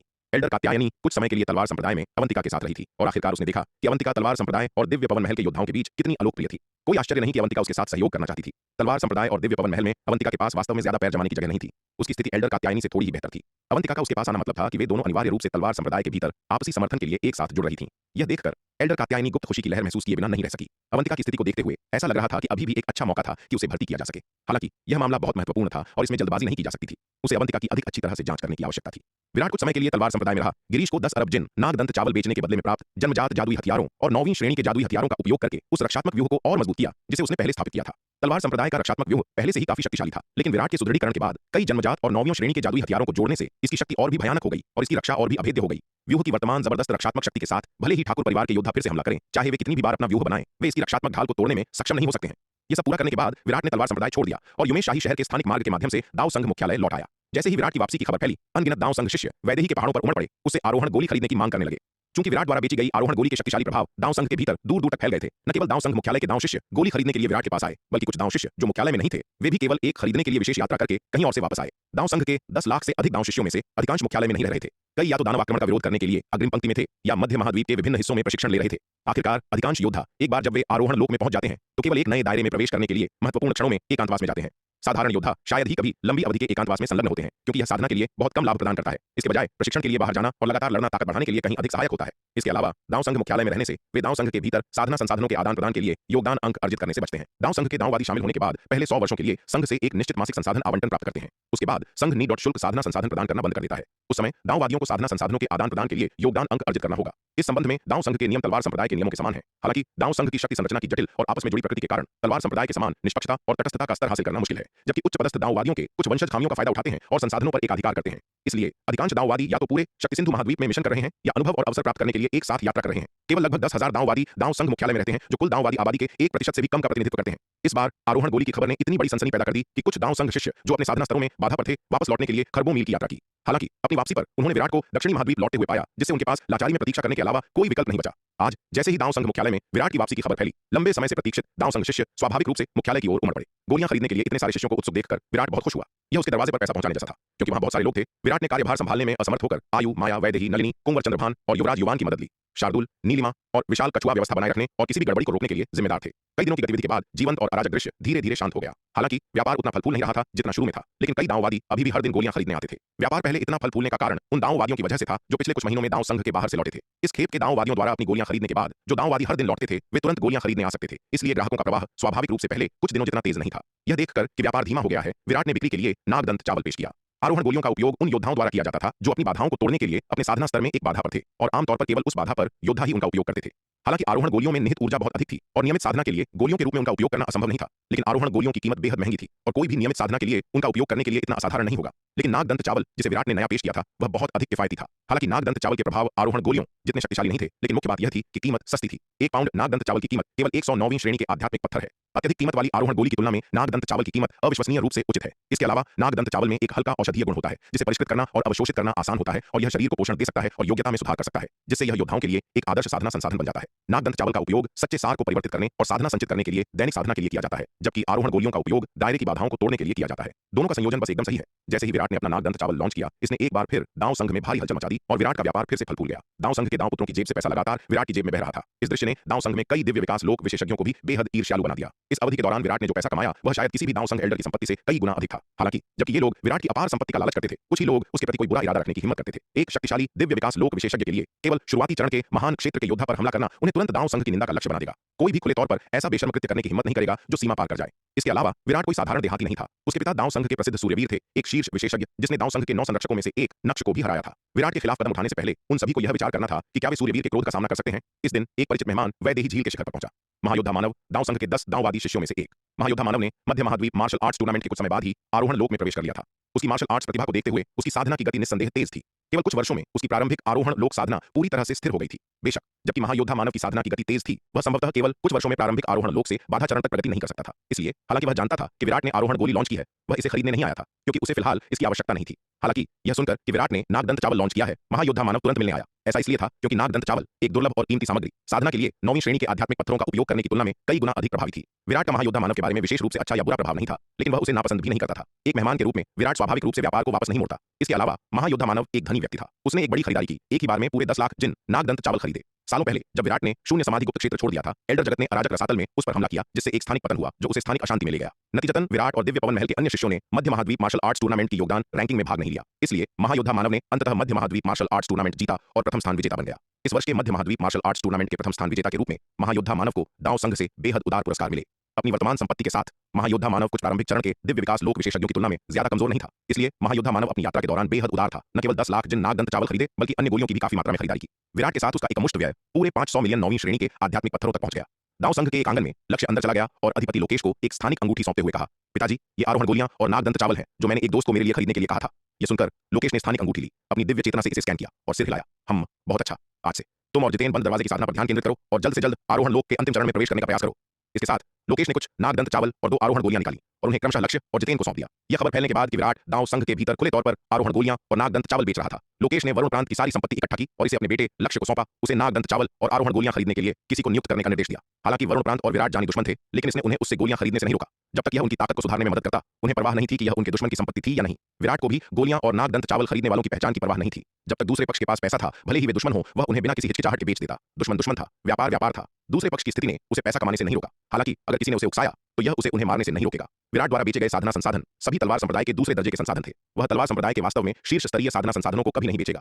उदाहरण के लिए नागदंत चावल का तीसरा संस्करण, प्राचीन दिव्य धारा मदिरा और प्राचीन महाद्वीप की विशाल मछली जैसी वस्तुओं को विराट कभी सार्वजनिक रूप से नहीं बेचेगा। इसके बजाय वह उन्हें केवल अपने बिल्कुल विश्वसनीय विश्वास पात्रों को प्रदान करेगा। इसलिए विराट को कभी चिंता नहीं हुई कि उसके दुश्मन उसके साधना संसाधनों को प्राप्त करने के बाद उसकी और तलवार संप्रदाय की ताकत को पार कर लेंगे। वरुण प्रांत के योद्धाओं की तरह भले ही उन्होंने आरोहण गोलियां और नागदंत चावल खरीदे हों, ज्यादा से ज्यादा उन्हें केवल कुछ और शिखर आरोहण लोक या अर्धचरण दिव्य विकास लोक के योद्धा ही मिलेंगे। विराट की वर्तमान ताकत के साथ साधारण शिखर आरोहण लोक के योद्धा शायद ही उसके लिए कोई महत्वपूर्ण खतरा पैदा कर सके। विशाल कछुआ के साथ यहां तक कि अर्धचरण दिव्य विकास लोक के विशेषज्ञों को भी उसकी सुरक्षा को खतरे में डालना मुश्किल होगा। यह कहा जा सकता है कि विराट की वर्तमान स्थिति को देखते हुए दिव्य विकास लोक से नीचे वह किसी से नहीं डरता। यही कारण है कि विराट दांव संघ के भीतर इतनी लापरवाही से सभी प्रकार की अविश्वसनीय रूप से अद्भुत गोलियां और नागदंत चावल बेच सकता है। खरीदी गई गोलियां और नागदंत चावल वितरित करने के बाद लोकेश ने स्वयं अपनी एकांत साधना शुरू कर दी। नागदंत चावल की मदद से उसकी साधना की गति में काफी वृद्धि होनी चाहिए। इतने सारे नागदंत चावल को परिष्कृत करने के बाद उसकी ताकत कम से कम 1 या 2 गुना बढ़नी चाहिए। उस समय विराट से बदला लेने की उसकी संभावना भी काफी बढ़ जाएगी। उसे सूर्यवीर और महारानी रेणुका से बदला लेने की बहुत कम उम्मीद थी। उसकी ताकत के साथ भले ही वह 10 गुना बढ़ जाए, जब तक कि वह दिव्य विकास लोक में प्रवेश नहीं कर लेता, वह एक हाथ से भी सूर्यवीर और महारानी रेणुका जैसे दिव्य विकास लोक विशेषज्ञों को हराने में सक्षम नहीं होगा। इसलिए लोकेश अपना बदला केवल विराट पर केंद्रित कर सकता था। यदि वह विराट को मार सकता तो यह सूर्यवीर से जबरदस्त बदला लेने के लिए पर्याप्त होगा। इस नागदंत चावल को प्राप्त करने के बाद महाबुजुर्ग जनार्दन और वरुण महल के अन्य आरोहण लोक के योद्धा जल्द से जल्द अपनी ताकत सुधारने के लिए साधना में एकांतवास में चले गए। पलक झपकते ही 1 और महीना बीत गया। विराट का व्यवसाय जो शुरुआत में बेहद फल फूल रहा था, धीरे धीरे सामान्य होने लगा। आखिरकार बिक्री की इतनी लंबी अवधि के बाद दांव संघ मुख्यालय के लगभग सभी योद्धा पहले ही उसकी गोलियां और नागदंत चावल खरीद चुके थे। यहां तक कि कई योद्धा जो दांव संघ मुख्यालय के अपेक्षाकृत करीब रहते थे, वे भी उससे गोलियां खरीदने के लिए वापस आ गए। दांव संघ के बाकी योद्धा जिन्होंने उसकी गोलियां नहीं खरीदी थीं, वे या तो महत्वपूर्ण मामलों में व्यस्त थे और तुरंत वापस नहीं आ सकते थे, या वे दांव संघ मुख्यालय से बहुत दूर थे और आसपास दांव संघ द्वारा स्थापित कोई स्थानिक मार्ग नहीं थे, इसलिए वे वापस नहीं आ सके। इसलिए हालांकि लोग अभी भी हर दिन गोलियां और नागदंत चावल खरीदने आते थे, लेकिन यह केवल कुछ बिखरे हुए लोग थे जो शुरुआत में फलते फूलते व्यवसाय से बहुत कम थे। लेकिन फलते फूलते व्यवसाय की पिछली अवधि के बाद विराट दोनों हाथों से पैसा कमा रहा था। पिछले 1 महीने में उसने पूरे 100 अरब 9वीं श्रेणी के आध्यात्मिक पत्थर कमाए थे। 100 अरब 9वीं श्रेणी के आध्यात्मिक पत्थर एक अकल्पनीय संपत्ति थी। पूरे शक्ति सिंधु महाद्वीप में शायद बहुत कम योद्धा थे जिनके पास इतनी संपत्ति थी। दांव संघ वास्तव में मनुष्यों के बीच सबसे शक्तिशाली शक्ति के रूप में अपनी प्रतिष्ठा पर खरा उतरता है। यहाँ के योद्धा अविश्वसनीय रूप से धनी है। यदि वह दांव संघ मुख्यालय नहीं आया होता तो उसे नहीं पता था कि उसे 100 अरब 9वीं श्रेणी के आध्यात्मिक पत्थर कमाने में कितना समय लगता। हालांकि शून्य समाधि महाद्वीप का गिरीश भी एक प्रमुख ग्राहक था। शून्य समाधि महाद्वीप के लोगों को नागदंत चावल बेचना एक अत्यधिक लाभदायक व्यवसाय था। हालांकि क्योंकि शून्य समाधि महाद्वीप के आध्यात्मिक पत्थर पूरी तरह से समाप्त हो चुके थे, गिरीश हमेशा जादुई खजानों के साथ नागदंत चावल के लिए भुगतान करता था। शून्य समाधि महाद्वीप के साथ व्यापार ने उसे केवल बड़ी संख्या में जादुई खजाने दिलाए, आध्यात्मिक पत्थर नहीं। हालांकि वे उच्च स्तरीय जादुई खजाने विराट के लिए बहुत उपयोगी थे, लेकिन वे आध्यात्मिक पत्थरों की भूमिका को पूरी तरह से प्रतिस्थापित नहीं कर सकते थे। पूरे 100 अरब 9वीं श्रेणी के आध्यात्मिक पत्थर कमाने के बाद विराट की जेबें फूल गई थीं और वह पैसा कमाने के लिए पहले की तरह उत्सुक नहीं था। और व्यवसाय के सामान्य होने और पहले की तरह फलने फूलने के बाद वैदेही, नलिनी, माया और अन्य लोगों ने विराट की सहायता करना जारी नहीं रखा। दांव संघ मुख्यालय में उनका जीवन धीरे धीरे सामान्य हो गया। विराट ने देखा कि ये लोग हर सुबह एक साथ बाहर जाते थे और शाम तक नहीं लौटते थे। पहले तो विराट ने इस पर ज्यादा ध्यान नहीं दिया, लेकिन जैसे जैसे समय बीतता गया उसे एहसास हुआ कि ये लोग हर दिन ऐसा करते हैं और वह अपनी जिज्ञासा को रोक नहीं पाया। आयु, तुम लोग हर दिन क्या करते हो? विराट ने आयु को ढूंढा और उत्सुकता से पूछा। भाई विराट, क्या आप नहीं जानते? एल्डर यशपाल हर दिन व्याख्यान हॉल में महान दांव की व्याख्या करते हैं और मार्शल आर्ट्स समझाते हैं, और कई दांव संघ शिष्य उन्हें सुनने जाते हैं। जब आप पहले दक्षिणी महाद्वीप वापस गए थे तो छोटी बहन सिस्टर नलिनी, वैदेही और मैं भी लगभग हर दिन एल्डर यशपाल को महान दांव और मार्शल आर्ट्स समझाते हुए सुनने जाते थे। विराट का सवाल सुनकर आयु ने बिना कुछ छुपाए समझाया। मुझे लगा कि भाई विराट को इस बारे में पहले से ही पता है, लेकिन पता चला कि भाई विराट को यह सब पता ही नहीं था। आयु ने मुस्कुराते हुए कहा। विराट की ओर देखते हुए उसकी खूबसूरत आंखें अर्धचंद्राकार हो गईं। तुमने मुझे कभी नहीं बताया, मुझे इस बारे में कैसे पता चलता? विराट ने थोड़ी झुंझलाहट के साथ उसके सिर पर हल्का थपका देते हुए कहा। दांव संघ मुख्यालय पहुंचने के बाद से वह सामान बेचने में इतना केंद्रित था कि उसे दांव संघ को ठीक से समझने का समय नहीं मिला था, और वह इसके भीतर क्या हो रहा था इसके बारे में कुछ नहीं जानता था। आयु की बातें सुनकर विराट एल्डर यशपाल के बारे में उत्सुक हुए बिना नहीं रह सका। आखिर यह एल्डर यशपाल कौन था? क्या उनके व्याख्यानों और मार्शल आर्ट्स की शिक्षाओं में वास्तव में इतनी मजबूत अपील थी? वे आयु, माया और नलिनी को अपने प्रति इतना आसक्त कैसे बना सकते थे? इसलिए अगले दिन विराट एल्डर यशपाल के व्याख्यान और मार्शल आर्ट्स की शिक्षाओं को सुनने के लिए दूसरों के साथ दांव संघ के व्याख्यान हॉल में गया। जब वे व्याख्यान हॉल पहुंचे तो वह पहले से ही लोगों से खचाखच भरा था। एक नजर में इस विशाल हॉल में कम से कम 4 या 5 हजार लोग थे। यह कहा जा सकता था कि दांव संघ मुख्यालय में शेष दांव शिष्यों में से लगभग आधे आ गए थे। ये देखकर विराट आश्चर्यचकित हुए बिना नहीं रह सका। वह गुप्त रूप से चकित था कि एल्डर यशपाल का उपदेश इतना मनोरम था जो सुनने के लिए इतने सारे दांव संघ शिष्यों को आकर्षित करता था। आयु और अन्य लोगों के साथ व्याख्यान हॉल में पहुंचने के बाद विराट ने मुख्य हॉल में एक सीट पाई और पालथी मारकर बैठ गया। थोड़ी देर इंतजार करने के बाद सादे कपड़ों में एक मध्यम आयु वर्ग का व्यक्ति मुख्य हॉल के बाहर से अंदर आया। सादे कपड़ों में यह मध्यम आयु वर्ग का व्यक्ति मुख्य हॉल के केंद्र में रखे हुए गद्दे पर पालथी मारकर बैठ गया। हमेशा की तरह उसने अपना उपदेश शुरू करने से पहले नीचे मौजूद कई दांव शिष्यों पर एक नजर डाली, लेकिन जब उसकी नजर विराट पर पड़ी तो उसके चेहरे के भाव थोड़े रुके और फिर उसकी आंखों में एक मुस्कान चमक उठी। ये बच्चा आखिरकार आ ही गया। वह स्वाभाविक रूप से खुश था कि वैदेही, आयु, माया और अन्य लोग पहले उसके उपदेश सुनने आए थे, लेकिन वह थोड़ा अफसोस महसूस किए बिना नहीं रह सका कि उसने उनके बीच विराट को नहीं देखा। आखिरकार उसने विराट पर बहुत उम्मीदें लगाई थीं और स्वाभाविक रूप से अपना सारा ज्ञान उसे देने की कामना करता था। दुर्भाग्य से विराट लगभग आधे साल से दांव संघ मुख्यालय में था, फिर भी उसने एक बार भी व्याख्यान हॉल में कदम नहीं रखा था, और वह दांव संघ एल्डर परिषद का एक सम्मानित एल्डर और एक शक्तिशाली दिव्य विकास लोक विशेषज्ञ होने के नाते विराट के दरवाजे पर जाकर उसे अपनी विरासत स्वीकार करने के लिए मजबूर नहीं कर सकता था। अब जब विराट आखिरकार आ गया था तो वह स्वाभाविक रूप से बहुत खुश था। बेशक दांव संघ एल्डर परिषद के एक सम्मानित एल्डर के रूप में एल्डर यशपाल अपनी खुशी को खुले तौर पर नहीं दिखाएंगे और हमेशा की तरह व्याख्यान देना जारी रखेंगे। आयु, क्या यही एल्डर यशपाल है जिनके बारे में तुमने बताया था? विराट ने सादे कपड़ों में मध्यम आयु वर्ग के व्यक्ति पर एक नजर डाली और आयु से टेलीपैथी के माध्यम से पूछा। हाँ हाँ भाई विराट, आयु ने बार बार सिर हिलाया और टेलीपैथी से उत्तर दिया। यह आदमी कौन है? विराट ने फिर पूछा। वह एल्डर यशपाल हैं, और क्या हो सकते हैं? आयु ने पूरी तरह से भ्रमित देखते हुए टेलीपैथी से उत्तर दिया। विराट अवाक रह गया। हालांकि मूर्ख लड़की के स्वभाव को जानते हुए उसने उस पर अधिक दबाव नहीं डाला। इसके बजाय वह वैदेही की ओर मुड़ा और टेलीपैथी से पूछा। वैदेही, यह एल्डर यशपाल कौन है? ओह, एल्डर यशपाल का नाम यून शिंगपिंग है। वह दांव संघ में युद्ध के कट्टर समर्थक हैं। इसके अलावा एल्डर यशपाल युवा पीढ़ी के प्रति बहुत मिलनसार और देखभाल करने वाले हैं, अन्य एल्डर्स के विपरीत जो अलग थलग रहते हैं। दांव संघ में एल्डर यशपाल युवा पीढ़ी के बीच यकीनन सबसे प्रिय एल्डर हैं। वैदेही ने टेलीपैथी से उत्तर दिया। क्या एल्डर यशपाल बहुत मजबूत है? विराट ने टेलीपैथी से पूछना जारी रखा। हाँ, बहुत मजबूत। कम से कम दांव संघ के एल्डर्स के बीच उनकी ताकत बहुत उच्च है। वैदेही ने सिर हिलाया और टेलीपैथी से उत्तर दिया। वह तुम्हारे गुरु की तुलना में कैसे हैं? विराट ने टेलीपैथी से पूछा। वह निश्चित रूप से मेरे गुरु का मुकाबला नहीं कर सकते। वैदेही ने टेलीपैथी के माध्यम से गर्व से उत्तर दिया। मेरे गुरु 9 संरक्षकों में से एक हैं और वह उनमें लगभग सबसे मजबूत हैं। यहाँ तक कि पूरे दांव संघ के भीतर उन्हें शीर्ष 5 में स्थान दिया गया है। वैदेही ने अपने गुरु एल्डर दामोदर के बारे में बड़े गर्व और घमंड के साथ बात की। उसके चेहरे से श्रेष्ठता झलक रही थी। वैदेही, जब तुम्हारे गुरु इतने शक्तिशाली हैं तो तुम यहाँ एल्डर यशपाल के व्याख्यान सुनने क्यों आई हो? विराट ने उत्सुकता से टेलीपैथी के माध्यम से पूछा। यह सुनकर वैदेही का चेहरा पहले तो सख्त हो गया, फिर उसका खून उसके सिर पर चढ़ गया, जिससे उसका सुंदर चेहरा एकदम लाल हो गया। विराट, तुम मेरी क्षमताओं पर सवाल उठा सकते हो, लेकिन तुम मेरे गुरु पर बिल्कुल सवाल नहीं उठा सकते। वैदेही ने गुस्से में टेलीपैथी के माध्यम से कहा। यह सुनकर और वैदेही के चेहरे को लाल और उसके शरीर को गुस्से से कांपते हुए देखकर विराट मदद नहीं कर सका, लेकिन टेलीपैथी के माध्यम से कहा। वैदेही, चलो बात करते हैं। तुम इतनी उत्तेजित क्यों हो रही हो? इसके अलावा मैं तुम्हारे गुरु पर सवाल नहीं उठा रहा हूं, मैं बस उत्सुक हूं, इसलिए मैंने तुमसे पूछा। अगर तुम इस बारे में बात नहीं करना चाहती तो ठीक है, लेकिन इतनी कड़ी प्रतिक्रिया क्यों? हम विराट की बातें सुनकर वैदेही ने ठंडक से सूंघा, स्पष्ट रूप से चिढ़ गई। हालांकि अंत में उसने फिर भी विराट को समझाया। मेरे गुरु 9 संरक्षकों में से एक हैं और वह आमतौर पर बहुत व्यस्त रहते हैं। इसके अलावा वह अक्सर अगले दायरे में प्रवेश करने की कोशिश करते हुए साधना के लिए एकांतवास में चले जाते हैं। उनके पास मेरी परवाह करने के लिए ज्यादा समय नहीं है। हालांकि एल्डर यशपाल मेरे गुरु से बहुत कमतर हैं, फिर भी वह एक दिव्य विकास लोक विशेषज्ञ हैं, इसलिए मुझे काम चलाना होगा। वह नहीं चाहती थी कि विराट यह गलत फहमी पाले कि उसके गुरु केवल बातें करते हैं और कोई कार्रवाई नहीं करते। उसके गुरु एल्डर दामोदर उसके दिल में बहुत उच्च स्थान रखते थे और वह किसी को भी उनके बारे में एक भी बुरा शब्द कहने की अनुमति नहीं देती। जब वे दोनों अपनी टेलीपैथिक बातचीत में तल्लीन थे, उन्होंने देखा कि एल्डर यशपाल की नजर सूक्ष्म रूप से उनकी ओर देख रही थी। ये देखकर वैदेही का दिल दहल गया। विराट, एल्डर यशपाल ने शायद हमें सुन लिया। ये सब तुम्हारी गलती है, तुम बेवकूफ। अगर तुम्हें ठीक से सुनना है तो बस सुनो। ये सब बकवास क्यों? अब तुमने मेरा अपमान करवा दिया। वैदेही ने विराट से टेलीपैथी के जरिए शिकायत की। ये इतना बुरा नहीं हो सकता है ना? हम पूरे समय टेलीपैथी से संवाद कर रहे थे। एल्डर यशपाल हमें कैसे सुन सकते थे? विराट ने संदेह से पूछा। तुम दिव्य विकास लोक विशेषज्ञ के तरीकों के बारे में बहुत कम जानते हो। एक दिव्य विकास लोक विशेषज्ञ आसानी से उन योद्धाओं के बीच टेलीपैथिक संचार को महसूस कर सकता है जिनकी ताकत उनसे बहुत कम है, और हमारे और एल्डर यशपाल के बीच ताकत का अंतर इतना बड़ा है कि टेलीपैथिक संचार को भी उनकी धारणा से छिपाना मुश्किल होगा। उन्होंने अभी हमारी बातचीत सुन ली होगी। छोड़ो, मैं तुमसे अब और बात नहीं कर रही हूं। मैंने आज खुद को पूरी तरह से अपमानित कर दिया है, वैदेही ने कहा। उसका चेहरा जल रहा था। विराट ने शर्मिंदा वैदेही को देखा, फिर एल्डर यशपाल को जो उन्हें आधी मुस्कान के साथ देख रहे थे, और उसका अपना चेहरा थोड़ा लाल हो गया। ऐसा लग रहा था कि वैदेही सही थी। एल्डर यशपाल ने संभवतः उनकी पूरी बातचीत सुन ली थी। यह सोचते हुए कि उसने वास्तव में किसी के सामने उनकी कमियों पर चर्चा की थी, विराट को शर्मिंदगी महसूस हुई। अपनी मोटी चमड़ी के साथ भी वह एक बार के लिए शर्माने से खुद को नहीं रोक सका। इसके बाद विराट ने टेलीपैथिक बातचीत जारी रखने की हिम्मत नहीं की और इसके बजाय ध्यान से सुनने के लिए अपने दिमाग को केंद्रित किया। यह देखकर कि विराट और वैदेही शांत हो गए हैं, एल्डर यशपाल ने उन्हें नजरअंदाज कर दिया। ये दोनों बिल्कुल शांत नहीं थे। वैदेही विशेष रूप से अपने गुरु बूढ़े राक्षस दामोदर की प्रतिष्ठा पर भरोसा करती थी और दांव संघ के भीतर व्यावहारिक रूप से अछूत थी। बहुत कम लोगों ने उसे उकसाने की हिम्मत की। आखिरकार बूढ़ा राक्षस दामोदर कुख्यात रूप से सुरक्षात्मक और बेशर्म था। उसके साथ उलझने का मतलब था एक दयनीय जीवन। कोई भी जो उसकी शिष्या को छूने की हिम्मत करता, चाहे वह जूनियर हो या एल्डर, उसे तुरंत पीटा जाता। विराट ने एल्डर यशपाल के व्याख्यानों को ध्यान से सुना। कई दिनों के बाद उसे एहसास हुआ कि एल्डर यशपाल काफी सक्षम थे। महान दांव की अपनी समझ और व्याख्या में एल्डर यशपाल उसके अपने पिता सूर्यवीर से भी श्रेष्ठ थे। शायद ताकत के मामले में उसके पिता एल्डर यशपाल से कमजोर नहीं थे और काफी मजबूत भी हो सकते थे। हालांकि महान दांव की उनकी समझ की गहराई में उसके पिता शायद अब एल्डर यशपाल का मुकाबला नहीं कर पाए। आखिरकार उसके पिता सूर्यवीर ने केवल एक दशक पहले ही दिव्य विकास लोक में प्रवेश किया था। दूसरी ओर एल्डर यशपाल अनगिनत वर्षों से दिव्य विकास लोक में डूबे हुए थे। व्याख्यान हॉल में एल्डर यशपाल ने न केवल महान दांव को समझाया बल्कि कई दांव संघ शिष्यों के सवालों के जवाब भी दिए। एल्डर यशपाल आमतौर पर केवल आधे दिन के लिए व्याख्यान देते थे, बाकी आधा दिन शिष्यों के लिए स्वतंत्र रूप से प्रश्न पूछने के लिए छोड़ देते थे। साधना में आने वाली किसी भी समस्या को व्याख्यान हॉल में उनसे पूछा जा सकता था और एल्डर यशपाल पीछे नहीं हटते थे। उनके सभी सवालों के जवाब बिना किसी आरक्षण के देते थे। कई दिनों तक उनके व्याख्यान सुनने के बाद विराट एल्डर यशपाल के दृष्टिकोण से काफी प्रभावित हुआ। एक सम्मानित दिव्य विकास लोक विशेषज्ञ के लिए इतना समय और धैर्य एक जूनियर का मार्गदर्शन करने के लिए समर्पित करना और बिना किसी भेदभाव के सिखाना ऐसा कुछ है जो हर कोई नहीं कर सकता। कई दिव्य विकास लोक विशेषज्ञों के पास क्षमता और अंतर्दृष्टि होती है, लेकिन धैर्य और उदारता की कमी होती है। यहाँ तक कि दिव्य पवन महल के भीतर भी एल्डर यशपाल की तरह अपने जूनियर्स के साथ देखभाल करने वाले और धैर्यवान योद्धा अत्यंत दुर्लभ हैं। यहाँ तक कि एल्डर योगिता और एल्डर विदुषी भी केवल उन जूनियर्स को सलाह देती हैं और धैर्यपूर्वक मार्गदर्शन करती हैं जिन्हें वे योग्य समझती हैं। उनमें एल्डर यशपाल की निस्वार्थता की कमी है, इसलिए विराट को एल्डर यशपाल के लिए गहरा सम्मान महसूस हुआ। हालांकि अपने सम्मान के बावजूद विराट कुछ दिनों तक एल्डर यशपाल की कक्षाओं में भाग लेने के बाद चला गया और कभी भी उनके किसी भी व्याख्यान में शामिल नहीं हुआ। ऐसा इसलिए नहीं था क्योंकि एल्डर यशपाल के व्याख्यान कौशल में कमी थी। इसके विपरीत युवा पीढ़ियों को ज्ञान प्रदान करने के मामले में एल्डर यशपाल पूरे दांव संघ में लगभग अद्वितीय थे। बहुत कम लोग उनसे आगे थे। हालांकि एल्डर यशपाल का स्तर चाहे कितना भी ऊंचा क्यों न हो, वह अनंत परम मीनार और हरित के स्तर को पार नहीं कर सकता था। अनंत परम मीनार और हरित की प्रतिभा उसके सामने होने के कारण विराट को एल्डर यशपाल का व्याख्यान काफी दिलचस्प नहीं लगा।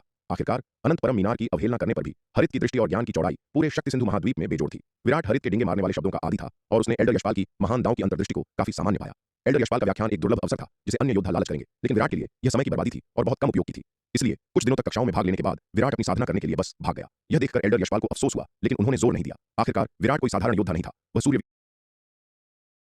पछतावे की एक लहर दौड़ गई, लेकिन उन्होंने आग्रह नहीं किया। आखिरकार विराट कोई साधारण योद्धा नहीं था, वह सूर्यवीर का बेटा था। अगर उसे अपनी साधना में कोई समस्या आती तो वह मार्गदर्शन के लिए अपने पिता सूर्यवीर से पूछ सकता था। उसे उनके प्रवचन सुनने की आवश्यकता नहीं थी और सूर्यवीर की वर्तमान शक्ति उनसे कहीं अधिक थी। विराट अब एल्डर यशपाल के उपदेश सुनने के लिए प्रवचन कक्ष में नहीं जाता था, लेकिन वैदेही, माया, नलिनी, दामिनी और अन्य लगभग हर दिन वहां जाते थे। उनके पास विराट जैसा अवसर नहीं था कि उन्हें अनंत परम मीनार से व्यक्तिगत मार्गदर्शन मिल सके। यहाँ तक कि हरे वस्त्रधारी युवा आत्मा भी शायद ही कभी उनकी साधना में मार्गदर्शन करती थी। इसलिए दिव्य विकास लोक के विशेषज्ञ से व्यक्तिगत मार्गदर्शन प्राप्त करना उनके लिए अभी भी एक बहुत ही कीमती अवसर था। यह देखकर कि विराट अब प्रवचन सुनने नहीं जाता, आयु कुछ पल के लिए हिचकिचाई। फिर उसने वैदेही के पर्वत शिखर पर रहकर विराट का साथ देने का विचार किया। हालांकि विराट ने उसे ऐसा करने की अनुमति नहीं दी। आयु, मैं एल्डर यशपाल के प्रवचन सुनने इसलिए नहीं गया क्योंकि मुझे इसकी आवश्यकता नहीं थी। तुम्हें सिर्फ इसलिए यहाँ मेरे साथ रहने की जरूरत नहीं है क्योंकि मैं नहीं गया। दिव्य विकास लोक के विशेषज्ञों के प्रवचन सुनने के अवसर हमेशा नहीं मिलते। तुम्हें जाना चाहिए और प्रवचन सुनने चाहिए। विराट ने आगे बढ़कर आयु के बालों को सहलाया और मुस्कुराते हुए कहा, ओह ठीक है भ्राता विराट।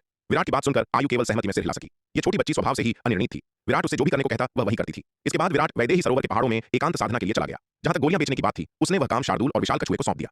मध्य महाद्वीप की पश्चिमी सीमा पर एक निश्चित रक्षात्मक पंक्ति पर एक लंबा मांसल युवक एक विशाल तलवार लहरा रहा था। दानव सेना में घुसकर दानव सैनिकों की बड़ी संख्या को ऐसे काट रहा था जैसे सब्जियां काटी जा रही हों। उसके बगल में एक लंबा पतला युवक और एक दर्जन शक्तिशाली योद्धा थे जो उसके साथ कंधे से कंधा मिलाकर लड़ रहे थे। यह छोटी टीम जमी हुई चर्बी को काटने वाले गर्म चाकू की तरह दानव सेना के युद्ध व्यूह को सीधे चीरती हुई भारी बल के साथ दानव सेना के गठन की गहराई में आगे बढ़ रही थी और दानव सेना को भारी नुकसान पहुंचा रही थी। हा, यह तो रोमांचक है, यह बहुत रोमांचक है। मुझे इतना अच्छा महसूस किए हुए बहुत समय हो गया है। बलराम जोर से हंसा जब वह अपनी विशाल दरवाजे जैसी तलवार लहराते हुए दानव सैनिकों का संहार कर रहा था। वास्तव में रोमांचक है। एक दशक से अधिक समय से हम लगातार दानव सेना द्वारा दबाए जा रहे थे। आज हमने आखिरकार अपना गुस्सा निकाल ही दिया। बलराम के बगल में मौजूद लंबा पतला युवक भी हंसा। यह लंबा पतला युवक यश था जो बलराम का अच्छा दोस्त था। उसकी शक्ति बलराम से कहीं अधिक थी। वह दांव संघ के 10 दांव पुत्रों में से एक था। हाँ, आज की हमारी जीत के लिए हमें भाई विराट को धन्यवाद देना होगा।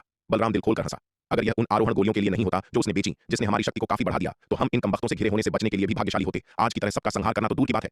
यह सच है। यदि भाई विराट कुछ साल पहले दांव संघ मुख्यालय आए होते तो हमारे कई भाइयों को शायद बहुत कम हताहत होना पड़ता। यश ने भावना के साथ टिप्पणी की। यदि विराट कुछ साल पहले दांव संघ मुख्यालय पहुंच गया होता और बड़ी संख्या में दांव शिष्यों को आरोहण गोलियां बेच दी होती तो दानव सेना के खिलाफ लड़ाई में बहुत कम लोग मारे गए होते। आखिरकार अगले स्तर में सफलता प्राप्त करने से युद्ध के मैदान पर जीवित रहने की संभावना कई गुना बढ़ जाती है। इसकी बात करें तो यह सब वरुण महल के उन हरामजादों की गलती है। अगर यह उनके लिए नहीं होता तो भाई विराट शून्य समाधि गुप्त क्षेत्र छोड़ने के तुरंत बाद दांव संघ मुख्यालय आ गए होते, बजाय इतने सालों तक देरी होने के। वे कुत्ते जितने काम के नहीं है, उससे कहीं ज्यादा मुसीबत है। वे अग्रिम पंक्ति में दानव सेना से लड़ते हुए कहीं नहीं दिखते, लेकिन वे आंतरिक कलह के विशेषज्ञ हैं। बलराम ने उपहास किया। हम क्या कर सकते हैं? हमारे दांव संघ के भीतर वरुण महल के लोगों जैसे काफी लोग हैं। अन्यथा यदि हमारी मानव जाति दानव सेना के खिलाफ एकजुट हो सकती तो हम इतनी कठिन स्थिति में नहीं होते। यश ने सिर हिलाया और आह भरी। दानव सेना के खिलाफ मानव जाति को बार बार हार का सामना करना पड़ा क्योंकि मानव जाति के भीतर काफी संख्या में लोग गुप्त उद्देश्य रखते थे। दुश्मन से पूरे मन से लड़ने पर ध्यान केंद्रित करने से इनकार करते थे। इसके बजाय दांव संघ के भीतर सत्ता के लिए होड़ करते थे और मानव जाति को बाधित करते थे। यदि ये लोग केवल अल्पसंख्यक होते तो दांव संघ का युद्ध समर्थक गुट आसानी से उन्हें खत्म कर सकता था ताकि वे मनोबल को कमजोर न करें। दुर्भाग्य से यह समूह एक छोटी शक्ति नहीं बल्कि एक काफी बड़ी शक्ति है। यदि दानव संघ का युद्ध समर्थक गुट उन्हें शुद्ध करता है तो भले ही वे अंततः प्रबल हों, वे गंभीर रूप से कमजोर हो जाएंगे। दानव सेना के पास छिपे होने के साथ यदि दानव संघ का युद्ध समर्थक गुट आंतरिक कलह से कमजोर हो जाता है तो दानव सेना के आक्रमण का विरोध करने के लिए शक्ति बनाए रखना मुश्किल होगा। इसलिए हालांकि दानव संघ का युद्ध समर्थक गुट उन कायर सत्ता के भूखे आत्मसमर्पण करने वालों से घृणा करता है, वे केवल आंखें मूंद सकते हैं और मानवता के समग्र हितों के लिए उनके अस्तित्व को बर्दाश्त कर सकते हैं। इसे छोड़ो, अब इस बारे में बात नहीं करते हैं। इसका जिक्र करने से ही मुझे गुस्सा आता है। बलराम ने कड़वाहट से कहा। उसकी विशाल तलवार ने एक ही वार में बड़ी संख्या में दानव सैनिकों को कमर से 2 हिस्सों में काट दिया। अपनी दबी हुई हताशा से प्रेरित होकर बलराम, यश और अन्य लोगों ने दानव सेना पर अपना प्रकोप फैला दिया। वे दानव पंक्तियों में घुस गए, अनगिनत दानवों का संहार करते हुए तांडव मचाया। यह छोटी टीम पूरी तरह से दानव संघ के कुलीन शिष्यों से बनी थी, जिनमें से सबसे निचले स्तर के शिष्य भी आरोहण लोक के मध्य चरण तक पहुंच चुके थे। इसके अलावा उनमें से प्रत्येक एक अनुभवी योद्धा था, जिसके पास भयानक युद्ध कौशल था। एक साथ मिलकर ये दर्जन भर लोग एक सच्चे दिव्य विकास लोक विशेषज्ञ के खिलाफ भी अपनी पकड़ बना सकते थे। उनके निरंतर हमले के तहत दानव सेना जल्दी ही तितर-बितर हो गई। हालांकि युद्ध के उन्माद में फंसकर वे अनजाने में दानव सेना के गढ़ में गहरे घुस गए। सब लोग आज के लिए बस यहीं रुकते हैं। ऐसा लगता है कि हम अकेले बहुत आगे बढ़ गए हैं। यश खतरे को भांपने वाला पहला व्यक्ति था और उसने चेतावनी दी। यश के शब्द सुनकर हर कोई अपनी उन्मत्त लड़ाई से बाहर आ गया। उन्होंने चारों ओर देखा और महसूस किया कि अपने भयंकर आक्रमण के बाद वे दानव सेना के क्षेत्र के केंद्र में गहरे घुस गए थे। उनकी वर्तमान स्थिति में यदि वे दानव सेना द्वारा पीछे से घेर लिए गए तो उनकी स्थिति भयानक होगी। यदि वे खतरे में पड़ गए तो भले ही मानव सेना उन्हें बचाना चाहे, वे संभवतः शक्तिहीन होंगे, क्योंकि वे अब मानव सेना से बहुत दूर थे। यह देखकर सबसे बहादुर बलराम भी अपनी अभिव्यक्ति को थोड़ा बदलने से नहीं रोक सका। समय नहीं है, चलो तुरंत पीछे हटते हैं, बलराम ने जल्दी से कहा। इस समय उसे भी किसी अनहोनी का आभास हुआ। आज का आक्रमण कुछ ज्यादा ही सुचारू लग रहा था। हालांकि उन सभी ने नए लोगों में सफलता प्राप्त की थी और विराट से खरीदी गई आरोहण गोलियों को लेने के कारण अपनी शक्ति में काफी वृद्धि की थी। लेकिन दानव सेना को कम करके नहीं आंका जाना चाहिए था। कई लड़ाइयों से गुजरने के बाद वे अच्छी तरह जानते थे कि दानव सेना की युद्ध शक्ति कितनी भयानक थी। उन्हें इतनी आसानी से इतनी गहरी जगह में कैसे खदेड़ा जा सकता था। क्या यह उन्हें अंदर फंसाने के लिए जानबूझकर बिछाया गया जाल हो सकता है? यह सोचकर किसी ने भी और देर करने की हिम्मत नहीं की और तुरंत पीछे हटने के लिए मुड़ गए। जाने की कोशिश कर रहे हो, बहुत देर हो चुकी है। जैसे ही सब लोग पीछे हटने वाले थे, एक ठंडी आवाज गूंजी। सभी ने आवाज के स्रोत की ओर देखा और एक दानव को देखा जिसके सिर पर 2 सींग थे और जो एक भयानक आभा बिखेर रहा था, धीरे धीरे उनके पीछे दिखाई दे रहा था। असुरसुंद, तुम! इस दानव को प्रकट होते देखकर हर कोई तुरंत चौंक गया और आश्चर्य में चिल्लाए बिना नहीं रह सका। यह दानव कोई साधारण व्यक्ति नहीं था। वह दानव वंश के 10 दानव राजकुमारों में से एक था। एक शीर्ष स्तरीय विशेषज्ञ जो दिव्य योद्धा सूची में स्थान रखता था। शक्ति सिंधु महाद्वीप की दिव्य योद्धा सूची।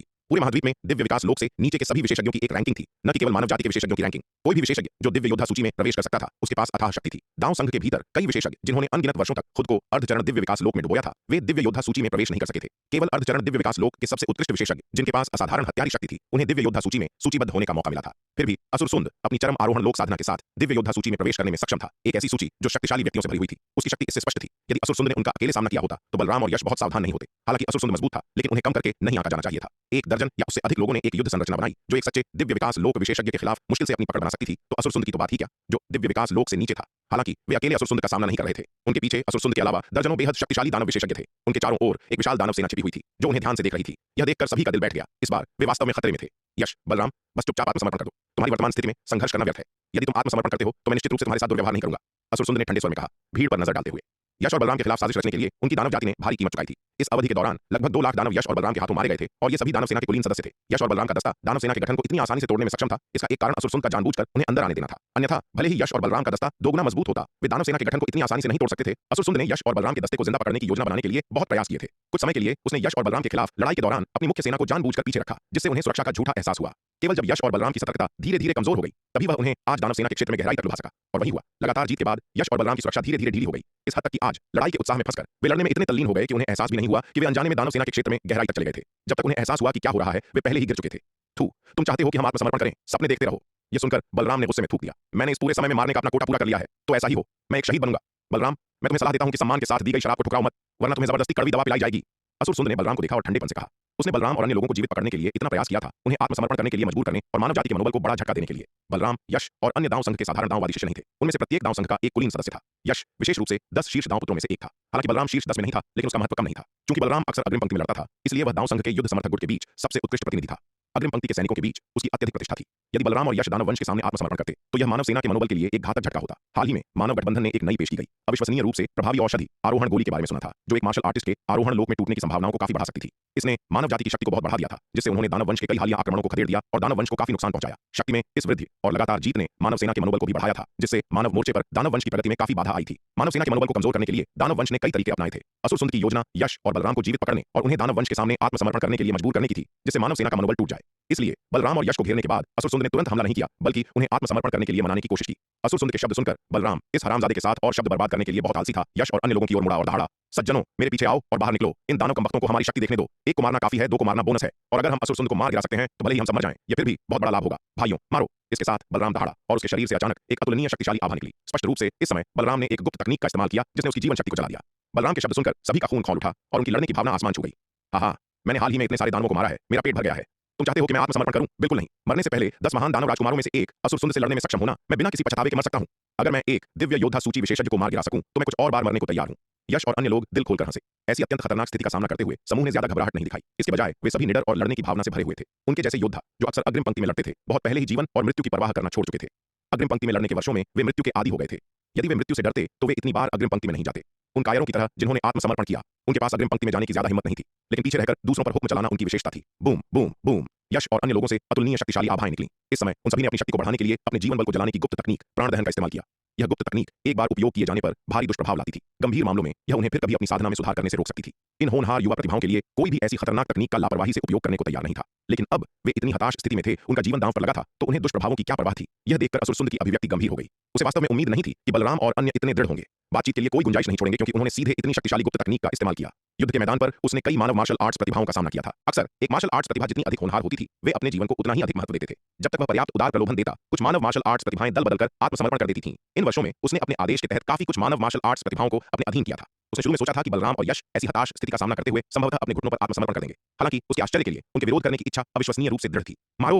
अपनी गुप्त तकनीक को उजागर करने के बाद बलराम और यश दहाड़े एक युद्ध संरचना बनाई और सीधे असुरसुंद की ओर दौड़े। यह दृश्य देखकर असुरसुंद की आंखों में ठंडक चमक उठी। चूंकि वे आत्मसमर्पण नहीं करेंगे तो वह उन सभी को मार डालेगा। हालांकि बलराम और यश को मारने से मानव सेना को हतोत्साहित करने पर उतना प्रभाव नहीं पड़ेगा जितना कि उन्हें जीवित पकड़ना और आत्मसमर्पण करने के लिए मजबूर करना। लेकिन इतने सारे मानव मार्शल आर्ट्स प्रतिभाओं को मारना अभी भी उसके लिए एक महत्वपूर्ण उपलब्धि थी। आखिरकार बलराम और यश जैसे लोगों को मारना बेहद मुश्किल होता अगर वह दानव सेना के क्षेत्र में गहराई तक नहीं घुसता। दांव संघ के उत्कृष्ट शिष्यों के रूप में यदि वे खतरे में होते तो दांव संघ की सेना निश्चित रूप से उनके बचाव के लिए आती। जब तक दांव संघ की सेना या उसके शक्तिशाली सदस्य समय पर पहुंचते, बलराम और यश को मारना मुश्किल होता। हालांकि अब बलराम और यश को दानव सेना के क्षेत्र के केंद्र में मानव सेना की पंक्तियों से दूर लालच देकर लाया गया था। भले ही बलराम और यश संकट के संकेत भेजें, मानव सेना के लिए दानव सेना की भारी नाकाबंदी को तोड़ना और उन्हें बचाने के लिए दानव सेना के युद्ध गठन में इतना गहरा घुसना मुश्किल होगा।